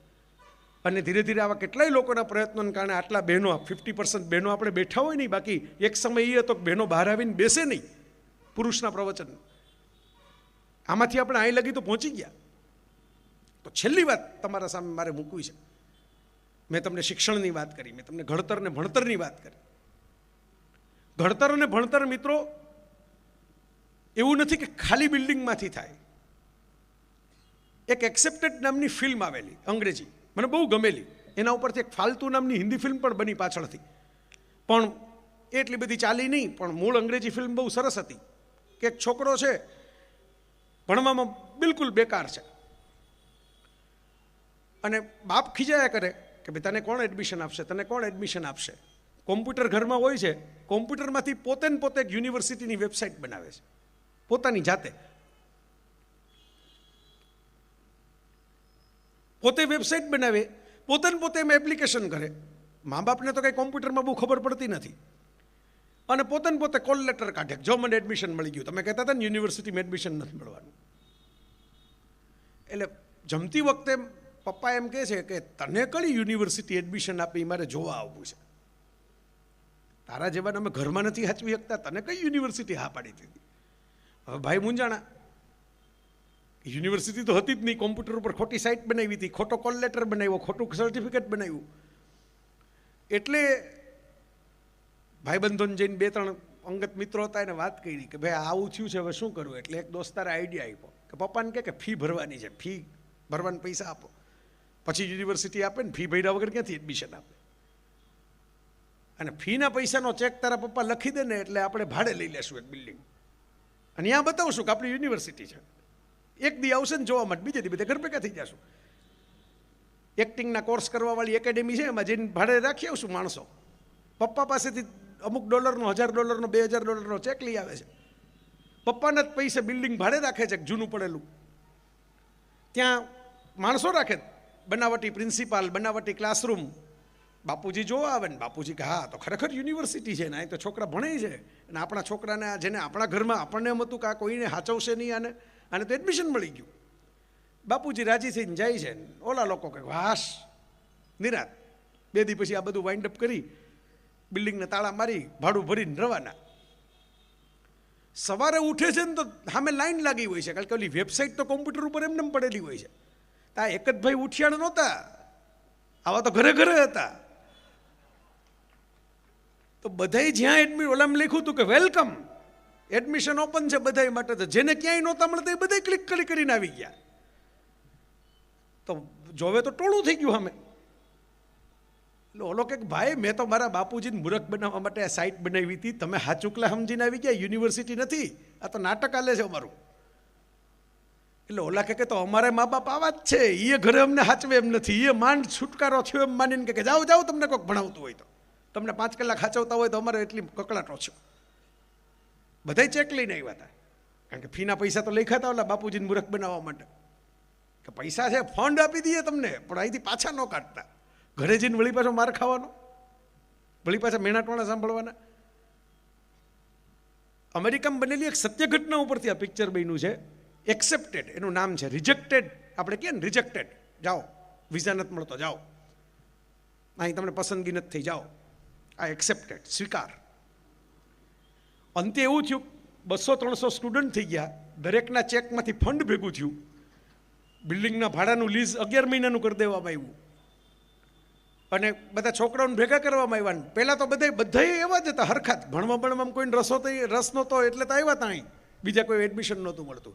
બધાએ નક્કી કર્યું પાર્ટી જ કરવી છે, બીજું કંઈ કરવું જ નથી આપણે, હવે માંડ છુટકારો મળ્યો.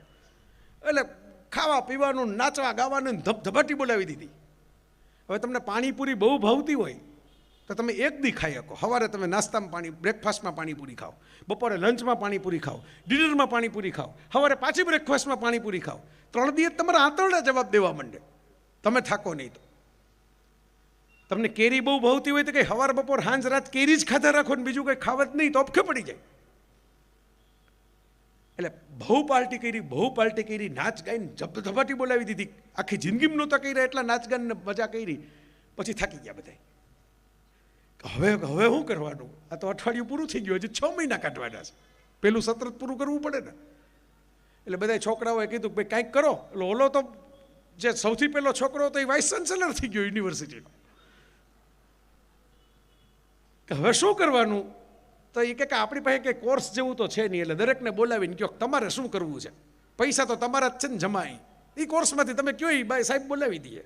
એટલે કોકે કીધું કે મારે ફોટોગ્રાફી શીખવી છે, એને ફોટોગ્રાફીના કોર્સ કરાવી દીધો, કેમેરા લઈ દીધો. કોક કે મારે લાકડામાંથી કોતરકામ કરતાં શીખવું છે, એને એના કોર્સ માટે મોકલી દીધો.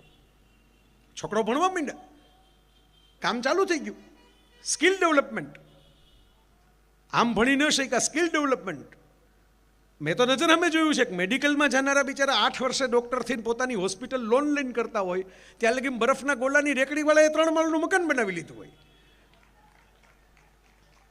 ક્યારેક તો ડૉક્ટર સાહેબ એ ગોલાને કારણે કમાતા હોય. હવે જો આમાં જેને સમજાણું એને સમજાણું.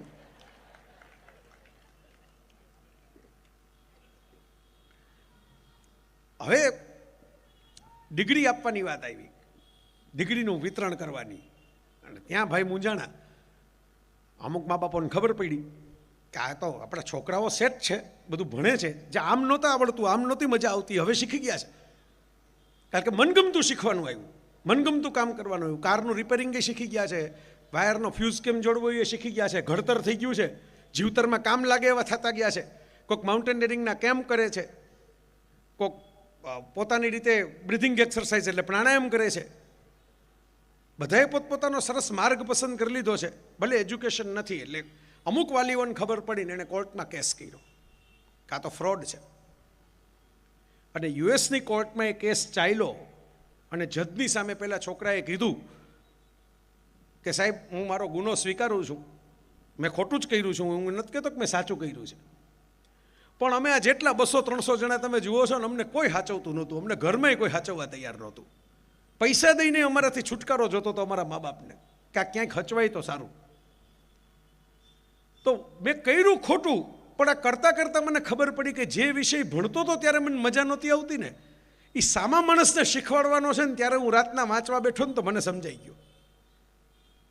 ત્યારે ખબર નહોતી પડતી જે હિસાબમાં એકાઉન્ટન્સી, આમાં બધાના પૈસા ભેગા કર્યા તો એકાઉન્ટ આવડી ગયા. પેપર દેવા બેઠો તો નહોતું આવડતું, માથે પડ્યું તો આવડી ગયું. તો મેં ખોટું કર્યું છે એ વાત સાચી, પણ તમે મને સજા આપો, મારે જેલમાં જવું પડે કારણ કે ફ્રોડનો ગુનો થાય. મેં પૈસા તો લીધા છે બધાના, પણ હું જાહેરમાં કબૂલાત કરું છું. પણ તમે કોઈક વાર વિચારજો કે તમે એવું કેમ શિક્ષણ નથી આપતા કે જેમાં માણસને આવી રીતે અંદરથી રસ પડે, એને મજા પડે એવું કંઈક શીખવાનું આવે, એને આનંદ થાય એવું આવે. એ ઘરમાં જઈને ટટ્ટાર ગરદનથી કહી શકે કે મને કંઈક આવડે છે. જજે સજા કરવાને બદલે એને માફ કરી દીધો કે ભાઈ જ્યારે યુનિવર્સિટીની માન્યતા ન મળે, કાયદામાં એવો કોઈ હક નથી કે આવી યુનિવર્સિટીની માન્યતા મળે, પણ એક એનજીઓ તરીકેનું રજિસ્ટ્રેશન તું કરાવી અને આ પ્રકારના ટ્રેનિંગ કેમ્પ ચાલુ રાખ, તો તારે કારણે ઘણા લોકોને જીવનનો આ 1 વર્ષમાં નહીં, આવતા વર્ષે બીજા લોકો આવશે અને ફાયદો થશે. આવા તારે ટ્રેનિંગ કેમ્પ બનાવવાના, એમ કરીને છૂટ આપી. છેલ્લું દૃશ્ય જે મૂવીમાં છે એ બહુ એટલું બધું હૃદયસ્પર્શી છે કે જજ વૃદ્ધ છે, પોતાની ચામડાની બેગ લઈ અને કોર્ટ પૂરી થાય એટલે લોબીમાંથી એકલા ચાલતા ચાલતા જતા હોય છે. ત્યારે પેલો છોકરો દોડીને એની પાસે જાય છે કે સર, મારા મમ્મી પપ્પા મને માફ કરવા તૈયાર નહોતા, ત્યારે તમે મને માફ કરી દીધો. એનું કારણ શું? કાયદાની રીતે તમારે મને જેલમાં નાખવાનો હોય, તમે મને એમને જવા દીધો એનજીઓ બનાવવાનું કહીને. એટલે જજ એને છોકરાના ખભે હાથ મૂકીને એમ કહે છે, once in A while I was also a student. એક જમાનામાં હું વિદ્યાર્થી હતો. તને જે અકળામણ થાય છે એ અમને થતી, તે એમાંથી રસ્તો કાઢ્યો, અમે કાઢ્યો નહીં, અમે સિસ્ટમમાં ગોઠવાઈ ગયા ને અહીં પહોંચી ગયા જજ તરીકે. પણ એક સમય એવો હતો કે અમે આ બધું મનમાં વિચારતા કે આવી સિસ્ટમ ન હોય ને આમ હોય તો, આમ ન હોય ને આમ હોય તો, આવું ભણાવે તો, આવી ડેવલપ કરે તો સંસ્થા. અને એટલે પિક્ચરનું નામ છે એક્સેપ્ટેડ. સાહેબ, ભણતરથી જીવતર સુધી આમ પહોંચાય. સ્વીકાર કરશો ને તો પહોંચશો. હું મોરારી બાપુ પાસેથી ઘણું શીખો ને, એમાંથી એક વસ્તુ જે શીખો ને કે બાપુ કાયમ કહેતા હોય છે કે હું સુધારક પછી છું, સ્વીકારક પહેલાં છું. હું કોઈને સુધારવા નીકળો જ નથી, હું તો જે આવે એનો સ્વીકાર કરવા માટે બેઠો છું. તો આ જે વાત છે, આ સ્વીકાર, આપણે બધાએ બાલુબાનો જો સ્વીકાર કરશું ને તો એ આપણો આ એક સંસ્થાનું ભવિષ્ય નથી બનવાનું, તમારા ને મારા પોતાના ઘરનું, નગરનું, સમાજનું ભવિષ્ય બનવાનું છે. હોસ્પિટલમાં આપણે કોરોના વખતે જોયું ને, બ્લડ ખોટું ચડી જાય તો રિએક્શન આવે, ખોટો ઓક્સિજનનું માપ આવી જાય રિએક્શન આવે. હોસ્પિટલના રિએક્શન છે ને સાહેબ, તમને 2 કલાકમાં ખબર પડે કે બ્લડ ખોટું હતું, ઓક્સિજન ખોટો હતો. પણ સ્કૂલમાં ખોટા રિએક્શન આવે ને 20 વર્ષે સમાજને ખબર પડે છે. જે ઇન્સ્ટાગ્રામ, ફેસબુક ને વોટ્સઅપથી આપણી સવાર પડે છે ને, એના માલિક માર્ક ઝકરબર્ગે એની પહેલી દીકરી જન્મીને ત્યારે એના નામનું ચેરિટેબલ ટ્રસ્ટ બનાવ્યું છે, એજ્યુકેશન ફાઉન્ડેશન. ભવિષ્યમાં એ પોતાની અત્યારે 5મા નંબર કે 6ઠા નંબરનો અબજપતિ છે ઝકરબર્ગ દુનિયાનો. ભવિષ્યમાં એણે પોતાની 90% સંપત્તિની ચેરિટીનું પ્લાનિંગ કરેલું છે છોકરીઓ મોટી થાય ત્યારે. અને એમાં પહેલી દીકરીને, હજી દીકરી તો આવડી ખોળામાં રમવાની હતી, ત્યારે એણે લેટર લખ્યો હતો. આપણે ફેસબુકમાં બધું જોઈએ છીએ, ફેસબુકના માલિકનો જ પ્રોફાઇલ ચેક નથી કરતા. એને 8 ભાષા આવડે છે, એના કેટલા પુસ્તકો વાંચ્યા છે, બધું લખેલું છે. પણ આપણે પુસ્તકો બંધ કરીને ફેસબુક ચાલુ કરી દીધું, બુક બંધ કરીને. માર્ક ઝકરબર્ગની દીકરી માટે લખ્યું નહીં, બાલુબાના ચરણમાં હું સમર્પિત કરું છું. એણે એની દીકરીને એમ લખ્યું છે કે બેટા, તારી મા ડૉક્ટર છે ને બાપ ટેકનોક્રેટ છે, બાપ એન્જિનિયર, મા ડૉક્ટર. અબજપતિ બાપને ત્યાં તું પેદા થઈ છો. અમેરિકાના બેસ્ટમાં બેસ્ટ મહેલ જેવું મેન્શન છે એ તારા બાપે તારા માટે રાખ્યું છે. તને બેસ્ટ એજ્યુકેશન તો અમે આપવાના જ છીએ. સારામાં સારું ખાવાનું મળશે, સારામાં સારું રમવાનું મળશે, કપડાં પહેરવાના મળશે, કાંઈ કમી જ નથી. પણ તું જ્યારે મોટી થઈશ ત્યારે તું તારી કરિયર બનાવીશ ને બહાર જઈશ ત્યારે અમને ચિંતા તો થશે મા બાપ તરીકે, જેમ અમારા મા બાપ અમારી કરતા એમ કે આ છોકરી પાછી સલામત તો છે ને, રાત્રે 12 વાગે અમે ભલે તને ડિસ્ટર્બ નહીં કરીએ પણ અમને મનમાં તો થશે કે દીકરીનો ફોન આવી જાય તો સારું, કે બરાબર છે ને, કંઈ મૂંઝવણી નથી ને, કંઈ ખોવાણી નથી ને. એટલે અમે એવું વિચારીએ છીએ કે અમારી દીકરીને જે અમે રાજકુમારીની જેમ ઉછેરીએ એ મહત્વનું નથી. સમાજમાં જેટલા દીકરા દીકરીઓ છે ને એને સારું શિક્ષણ મળે ને તો અમારી દીકરી ભવિષ્યમાં સલામતીથી પસાર થશે આ રોડ ઉપરથી. સાહેબ, શિક્ષણનો આ મુખ્યમાં મુખ્ય રોલ છે. આપણે નાગરિકો સારા પેદા કરવાના છે. આપણે આપણી પોતાની જાતને અરીસામાં જોઈએ તો આપણે એમ કહી શકીએ કે ના બરાબર છે, આ લેવલે આપણે પહોંચવાનું છે, એ આપણે પેદા કરવાનું છે. એટલે તમે મને ગ્રેસનો સમય આપ્યો, ખરેખર તો વરસાદે ગ્રેસનો સમય આપ્યો એટલે મેં 10 મિનિટ વધારે ખેંચી લીધું. પછી શિક્ષણ આપણને જીવદયા પણ શીખવાડે છે. વક્તા હોય તો ખાસ એનું ધ્યાન રાખવાની જરૂર છે. બરાબર, લંચ અને મંચ બે એવી વસ્તુ છે ઘણાને મફતનો મળે તો મૂકે જ નહીં. એટલે અમને એ પણ શીખવાડવામાં આવ્યું છે. ગુજરાતી ભાષાની તો એક સરસ મજાની પંક્તિ છે, આ ભરી મહેફિલ સજાવીને બેઠા છે લાખો છતાં બહુ ઓછાને ખબર છે ઉઠવું કેવી રીતે. ઊભા થવાની, પૂરું કરવાની પણ એક કળા હોય, સમાપનની પણ એક કળા હોય. બરાબર, આપણે કંઈક જમવા ગયા હોય પછી મોજમાં એટલું જમી લઈએ પછી બીજે દિવસે સવારમાં પોરમાં હોસ્પિટલે જવું પડે. બરાબર, તો ક્યાં અટકવું એ પણ એક કળા છે. ભલે જમવા આપણે એમને ગયા છીએ, મફત છે, પણ પેટ તો આપણું જ છે. મારા મમ્મી એવું કહેતા, ખાવાનું મફત છે, પેટ તો આપણું છે ને, એ જોઈને ખાવાનું. તો આ બોટલ જે છે એમાં હમાય એટલું જ પાણી સમાય, પછી એનાથી વધારે જો હું રેડવા જાઉં તો ઢોળાઈ જાય. એના માટે આપણે સિઝન 2 રાખશું એવું હોય છે. તો હવે તો વેબ સિરીઝના જમાનામાં આવે છે ને સિઝન 2. તો નૂતનબેનને હું જાહેરમાં કહું, તમે સિઝન 2 કરો તો હું તમારા સૈનિક તરીકે રેડી છું. નવયુગ એજ્યુકેશન ફાઉન્ડેશનને મારી જરૂર પડે ત્યાં મને યાદ કરજો, તમે હોંકારો કરજો. મેં તો ફેસબુકમાં પોસ્ટ મૂકી ત્યારે લખ્યું જ છે કે ભાઈ મારો વિષય ગમતો છે અને પોરબંદર જાઉં છું એ મહત્વનું નથી. મહત્વનું તો એ છે કે આ આદર્શ બહુ સારો છે, જે હેતુ માટે હું જાઉં છું હેતુ બહુ સારો છે. મિત્રો, આ સૌથી અગત્યની વાત આ છે. હવે મારે છેલ્લી જે અપીલ જતા જતા, કારણ કે છેલ્લો જ ઓડકાર આવે, બાકીનું તો બધું શિક્ષણ ઉપર બોલ્યો. હવે મારે અહીં જે સંસ્થાઓ હાજર હોય, જે દાતાઓ હાજર હોય અને અહીંયા હાજર ન હોય તો જે આમાં વિડીયોના માધ્યમથી સાંભળતા હોય કે સાંભળવાના હોય, એને હાથ જોડીને અપીલ કરવાની છે. મારા તરફથી મારે ઓછું કરવાનું તો પ્રજ્ઞેશભાઈ સાક્ષી છે. પૂછો મેં શું જવાબ આપ્યો હતો. મેં કીધું ભાઈ તમે સારું કામ કરવા માગો છો, મારે આમાં કોઈ ચર્ચા કરવી નથી. તમે નૂતનબેન આમાંથી નક્કી કરીને તમે મારા પુરસ્કારમાંથી તમારે ઘટાડી દેવું હોય ઘટાડી દેવાની છૂટ છે તમારે. મેં તો ત્યાં લગી કીધું હતું, તમને બેન એવું લાગે ખાલી તારીખ જોવી પડે કે મારી પાસે કઈ ખાલી છે. ખાલી તારીખ હોય ને તમે એમ કહો ભાઈ એમને આવી જાજો તો એમને આવી જઈશ. આ બેઠા 2 જણા બેઠા જાય, હાજર જ છે. મેં કીધું ખાલી તારીખ મારે જોવી પડે, કારણ કે શનિ રવિના ને ઘણા બધા પ્રોગ્રામો લેવાઈ ગયા હોય, એ મૂકીને હું ના આવી શકું. પણ મારી ખાલી તારીખ હોય એટલું મારે ધ્યાન રાખવું પડે, મારું ઘર ચલાવવા પૂરતું રાખવું પડે. એવું નિખાલસતાથી કહું છું, કારણ હું બીજો ધંધો કામ નથી કરતો લખવાનું બોલવા સિવાય. એટલે હું હાવ બંધ કરી દઉં તો પછી મારે તમારી પાસે મારા નામના તમારે એજ્યુકેશન ફાઉન્ડેશન ઊભા કરવા પડે કે આને ચેરિટી કરી દો. એવું આપણે નથી કરવું. આપણે હાથ લંબાવીને બદલે સોમાનથી જે આવડે છે એનાથી જીવીએ છીએ, પુસ્તકોથી જીવીએ છીએ. એ પુસ્તકો કદાચ રાખ્યા હશે, મને ખબર નથી. રાખ્યા છે ને?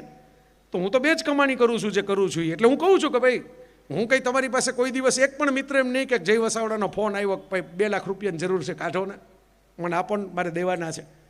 તો મારું સોમાન સાચવવા માટે મારા કામ તો મારે કરવા પડે ને. એટલે મેં એમ કીધું કે ભાઈ મારો ખાલી દિવસ હોય, હું તમે મને કહેશો હું આવી જઈશ. કદાચ ભરેલો જે બુકિંગ થઈ ગયા હોય એ મારું ઉપાર્જન છે, એ મૂકીને હું ના આવી શકું. નિખાલસ વાત કરું છું. બહુ મારે કંઈ દેવતા થવાની વાત નથી કરવી. એટલે મેં તમને વાસ્તવિક વાત કરી છે, હકીકત છે.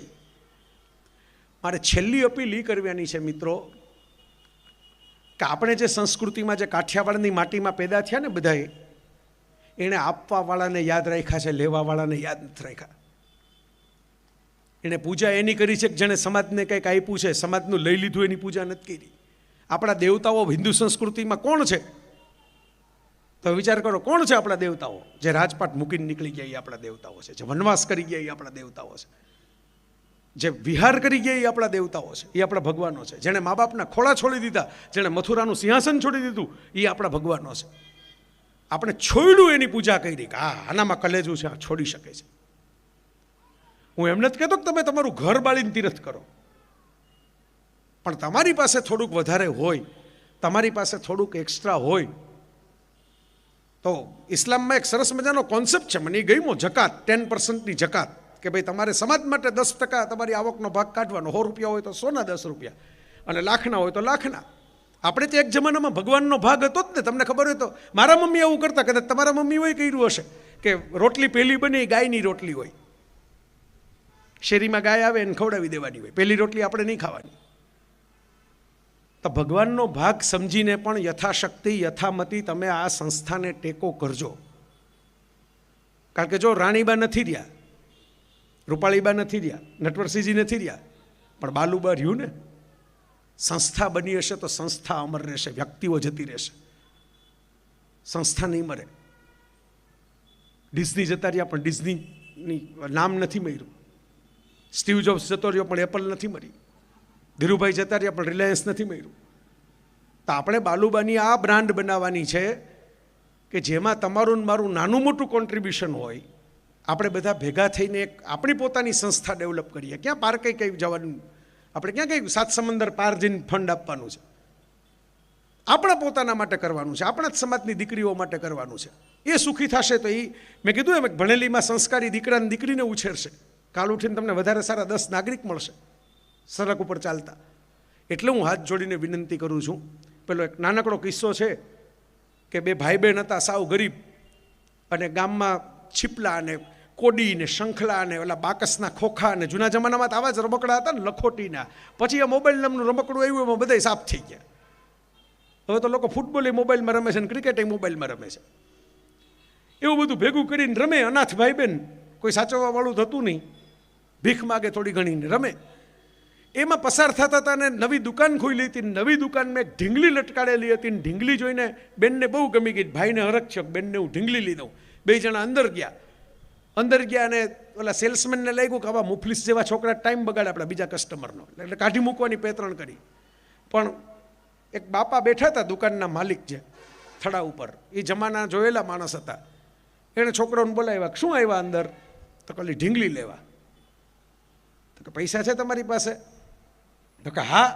એમ કરીને છોકરાઓએ ખિસ્સા ખાલી કર્યા, લખોટી કાઢી, કોડી કાઢી, બાકસના ખોખા કાઢ્યા, ઢાંકણાના કબીલા કાઢ્યા, બધો આમ ઢગલો કર્યો.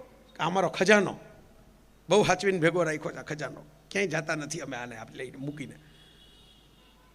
લોલા બાપા હસી પડ્યા ને એમણે જાણે પૈસા લેતા હોય ને એવી રીતે આમ થોડીક લખોટી લીધી ને થોડીક પાછી આપી ને થોડાક કબીલા લીધા ને થોડાક ખોખા લીધા ને થોડાક પાછા આપ્યા, છૂટા આપતા હોય એમ, અને ઢીંગલી આપી દીધી. એટલે ઓલા સેલ્સમેને છોકરા ઉતરી ગયા પછી એમ કીધું કે તમને સાહેબ વેપાર કરતા ન આવડો, તમે અમને વેપાર કરવા માટે રાખ્યા છે, વેચી દો. એટલે પેલા બાપાએ કીધું કે જો ભાઈ, એની આંખમાં જે આંસુ આવ્યા ને હરખના, એમાં આપણી મૂડી તો વસૂલ થઈ ગઈ. એની દુઆમાં આપણી મૂડી વસૂલ થઈ ગઈ. વેપાર જ કર્યો છે, હરખો જ સોદો કર્યો છે. પૈસાથી જે ન ખરીદી શકાય ને એવો સંતોષ મેં એ લોકોના ચહેરા ઉપર આપ્યો. એ એણે મને સામું જે આપ્યું એના બદલામાં મેં જેને આપ્યું ને મને જે મળ્યું એ દુઆ મળી છે એની. વાર્તા એ પૂરી નથી થતી. અને આવું બનેલું છે જીવનમાં. આવા લોકો મેં જોયેલા છે નજરે. આ વાર્તાનું સ્વરૂપ છે, કારણ કે ટૂંકમાં કહું છું, ઓલુંમાં લંબાણ થાય હું કહેવા ચાહું તો આખી વિગત સાથે. મેં આવી ઘટનાઓ બનતી નજર સામે જીવનમાં જોઈ છે. અહીં જે જાહેર જીવનમાં સામતભાઈ બેઠા, લાખાણી સાહેબ બેઠા છે, હિતેશભાઈ, રમેશભાઈ, પ્રજ્ઞેશભાઈ, નૂતનબેન, આ બધા જાહેર જીવનના માણસો બેઠા છે. આમાં કોઈ એવું નહીં હોય જેણે નહીં જોયું હોય. આવા કિસ્સા એણે જોયા હશે. આ મારી સાથે બનેલા છે, બીજાની તો ક્યાં વાત કરવી, મારી સાથે બનેલા છે. તો આવ્યા વર્ષો થઈ ગયા ને પછી ગામમાં સરસ મજાની ગાડી આવી. ગામ તો આખું નવું બદલાઈ ગયું હતું. પેલી દુકાન તો બંધ થઈ ગઈ હતી. અને ગાડીવાળા ભાઈએ પૂછપરછ કરી દુકાનની. પૂછપરછ કરીને અંદર ગયા. એણે એમ કીધું કે ભાઈ બાપા તો વૃદ્ધ થઈ ગયા હતા અને એકલા બેઠા હતા, સ્વજનો વિદાય લઈ ગયા હતા. એટલે પેલા છોકરાએ આવીને કીધું કે તમને તો યાદ નહીં હોય, પણ એક જમાનામાં અમે આ સડક ઉપર ભીખ માગતા ને ત્યારે તમે અમને જે ખુશી આપી હતી, ઢીંગલી આપીને મફત. અમને ખબર નહોતી કે અમે મફત લઈ જઈએ છીએ, પણ પછી ખબર પડી મોટા થયા એટલે કાં તો મફત લઈ આવ્યા હતા આટલી મોંઘી વસ્તુ. અમને તો એવા લોકો મળ્યા કે જેણે અમને ભણાવ્યા. અમે બહાર નીકળ્યા, ભાઈ બહેન બે ભણ્યા, સુખી થઈ ગયા, પૈસા કમાણા. હું બિઝનેસ કરું છું, મારી બેન ડૉક્ટર થઈ ગઈ. તો મેં નક્કી કર્યું હતું કે ગામનું ઋણ ઉતારવું. આ ગામમાં એક જ માણસનું ઋણ છે મારી માથે, બીજાએ તો ભીખ જ આપી છે, તમે ભેટ આપી હતી. તો હું પૈસા લઈને આવ્યો છું, તમારે કેટલા જોઈએ બોલો? ભગવાનની દયાથી ખૂબ કમાણો છું. તમારું જે કરવું હોય, નવું મકાન કરવું હોય મકાન કરી દઉં, દુકાન કરવી હોય દુકાન કરી દઉં. એટલે પેલા બાપાએ કીધું કે ભાઈ પૈસા જો જોતા હોત તો દીકરા ત્યારે જ ન લઈ લીધા હોત. તો કે મારો હક બને છે કે હું તમને આ માટે આટલું કરું, નહીંતર મારી માથે બોજ રહેશે. એટલે પેલા વૃદ્ધ સજ્જને એના માથે હાથ મૂકીને કીધું ભાઈ તું આવ્યો ને એ જ બતાવે છે કે માણસ તો તું સાચો છો. નહીંતર તો ઘણાઈને આપણે આપી દેતા હોય પણ બધા યાદ રાખીને પાછા આવતા નથી. રાજ કપૂરની 420 કે અનાડી પિક્ચર અત્યારે ભૂલી ગયો, એમાં ઓલો સીન છે કે મોતીલાલની ક્લબમાં એ પાછળ 4 આના દેવા માટે જાય છે. આપણે જ્યોતિપુંજના વિમોચનમાં વાત થઈ હતી, સાહેબનો કાર્યક્રમ હતો. અને પછી ઓલા ક્લબમાં બધા નાચતા હોય છે ને જલસો કરતા હોય છે. રાજ કપૂર તો મુફલીસ હોય છે, એને તો એન્ટ્રી જ ઓલા શેઠને વાકેટ પડી ગયું એના માટે આપ્યું હોય છે. 4 આના દેવા માટે અંદર જાય છે ને ઓલો કંઈક જમવા બેસ, એને કે ये लोग कौन है? तो कि ये लोग वो है जिनको तुम्हारी तरह किसी की चवन नहीं मिली लेकिन उन्होंने वापिस नहीं की. તો એવી પરિસ્થિતિમાં ઓલા બાપાએ કીધું કે તને તો ભાઈ અમને તો એવાય મળે છે કે જે પાછું ન માગે, યાદ ન કરે. ઓલા કે તો મારે શું કરવું? તો કે એક કામ કર, જે દિવસે તારી પાસે નહોતું ને તેથી મારી પાસે હતું એ મેં તને આપ્યું હતું. હવે તારી પાસે ભગવાનની દયાથી કંઈક હોય ને તો જે તને નથી મળ્યું, જે તમને ભાઈ બહેનને બચપણમાં નથી મળ્યું, એ શિક્ષણ બીજાને આ પૈસામાંથી અપાવજો. અમારે નથી જોતું, તમે બીજાને અપાવજો. આવા કિસ્સા અમે નજર સામે થતા જોયા છે. પાછા ફરતા પૈસા પણ જોયા છે અને આવી રીતે સારી જગ્યાએ ઉપયોગમાં થતા પૈસા જોયા છે. સાહેબ ધનની 3 જ ગતિ છે. લક્ષ્મી તો આપણે વિષ્ણુના અર્ધાંગીની બનાવીને બાજુમાં બેસાડ્યા. સંસારમાં generator Brahma, destroyer Shiva, operator Vishnu, એના પત્ની લક્ષ્મી, કારણ કે એના વગર સંસાર ચાલે નહીં. એટલે દિવાળી લક્ષ્મી પૂજનનો સૌથી મોટો તહેવાર. તો આપણા વેદમાં કહેવાનું છે દાન, ભોગ અને નાશ 3 જ ગતિ છે. કાં તમે વાપરી લ્યો, જો વાપરશો ને ઝુનઝુનવાલા સાયરસ મિસ્ત્રી બે જતા રહ્યા, બિંડા ઘણા પાછળ મૂકતા ગયા છે બીજા માટે, પોતે નથી રહ્યા. કાં તમે વાપરી નહીં જો પછી વધી પડે તો દાન આપી દો, નહીંતર નાશ તો થઈ જ જવાનો છે, કોક દી કોક બીજા ખાઈ જવાના છે. એટલે હું હાથ જોડીને વિનંતી કરું છું, જે મૂળ કામ માટે આવ્યો તો એ કરીને હું વિદાય લઉં છું તમારી વચ્ચે, કે જો તમને આ વાત યોગ્ય લાગી હોય, જો તમને આ યાત્રા યોગ્ય લાગી હોય, જો મેં શિક્ષણ માટે જે કોઈ હું બોલ્યો એ તમને યોગ્ય લાગ્યું હોય, તો જ્ઞાન વિચાર વ્યાખ્યાન કર્યું 1.5 કલાક ઠીક છે. મેં કીધું પુસ્તકો તમે લેશો બીજા 50 પ્રકરણ એમાં વાંચવા મળશે, એનો તો અંત જ નથી. યુટ્યુબમાં જઈને પ્લેનેટ જેવી જોશો એમાં બીજા મારા કેટલાય લેક્ચર પડ્યા છે, એનો અંત નથી. પણ ભાલુબા પાછી નવેસરથી ઊભી નહીં થાય, એ ઊભી કરવા માટે તમારાથી થાય એટલો સંકલ્પ કરો, એટલી હાથ જોડીને વિનંતી કરું છું. ધન્યવાદ.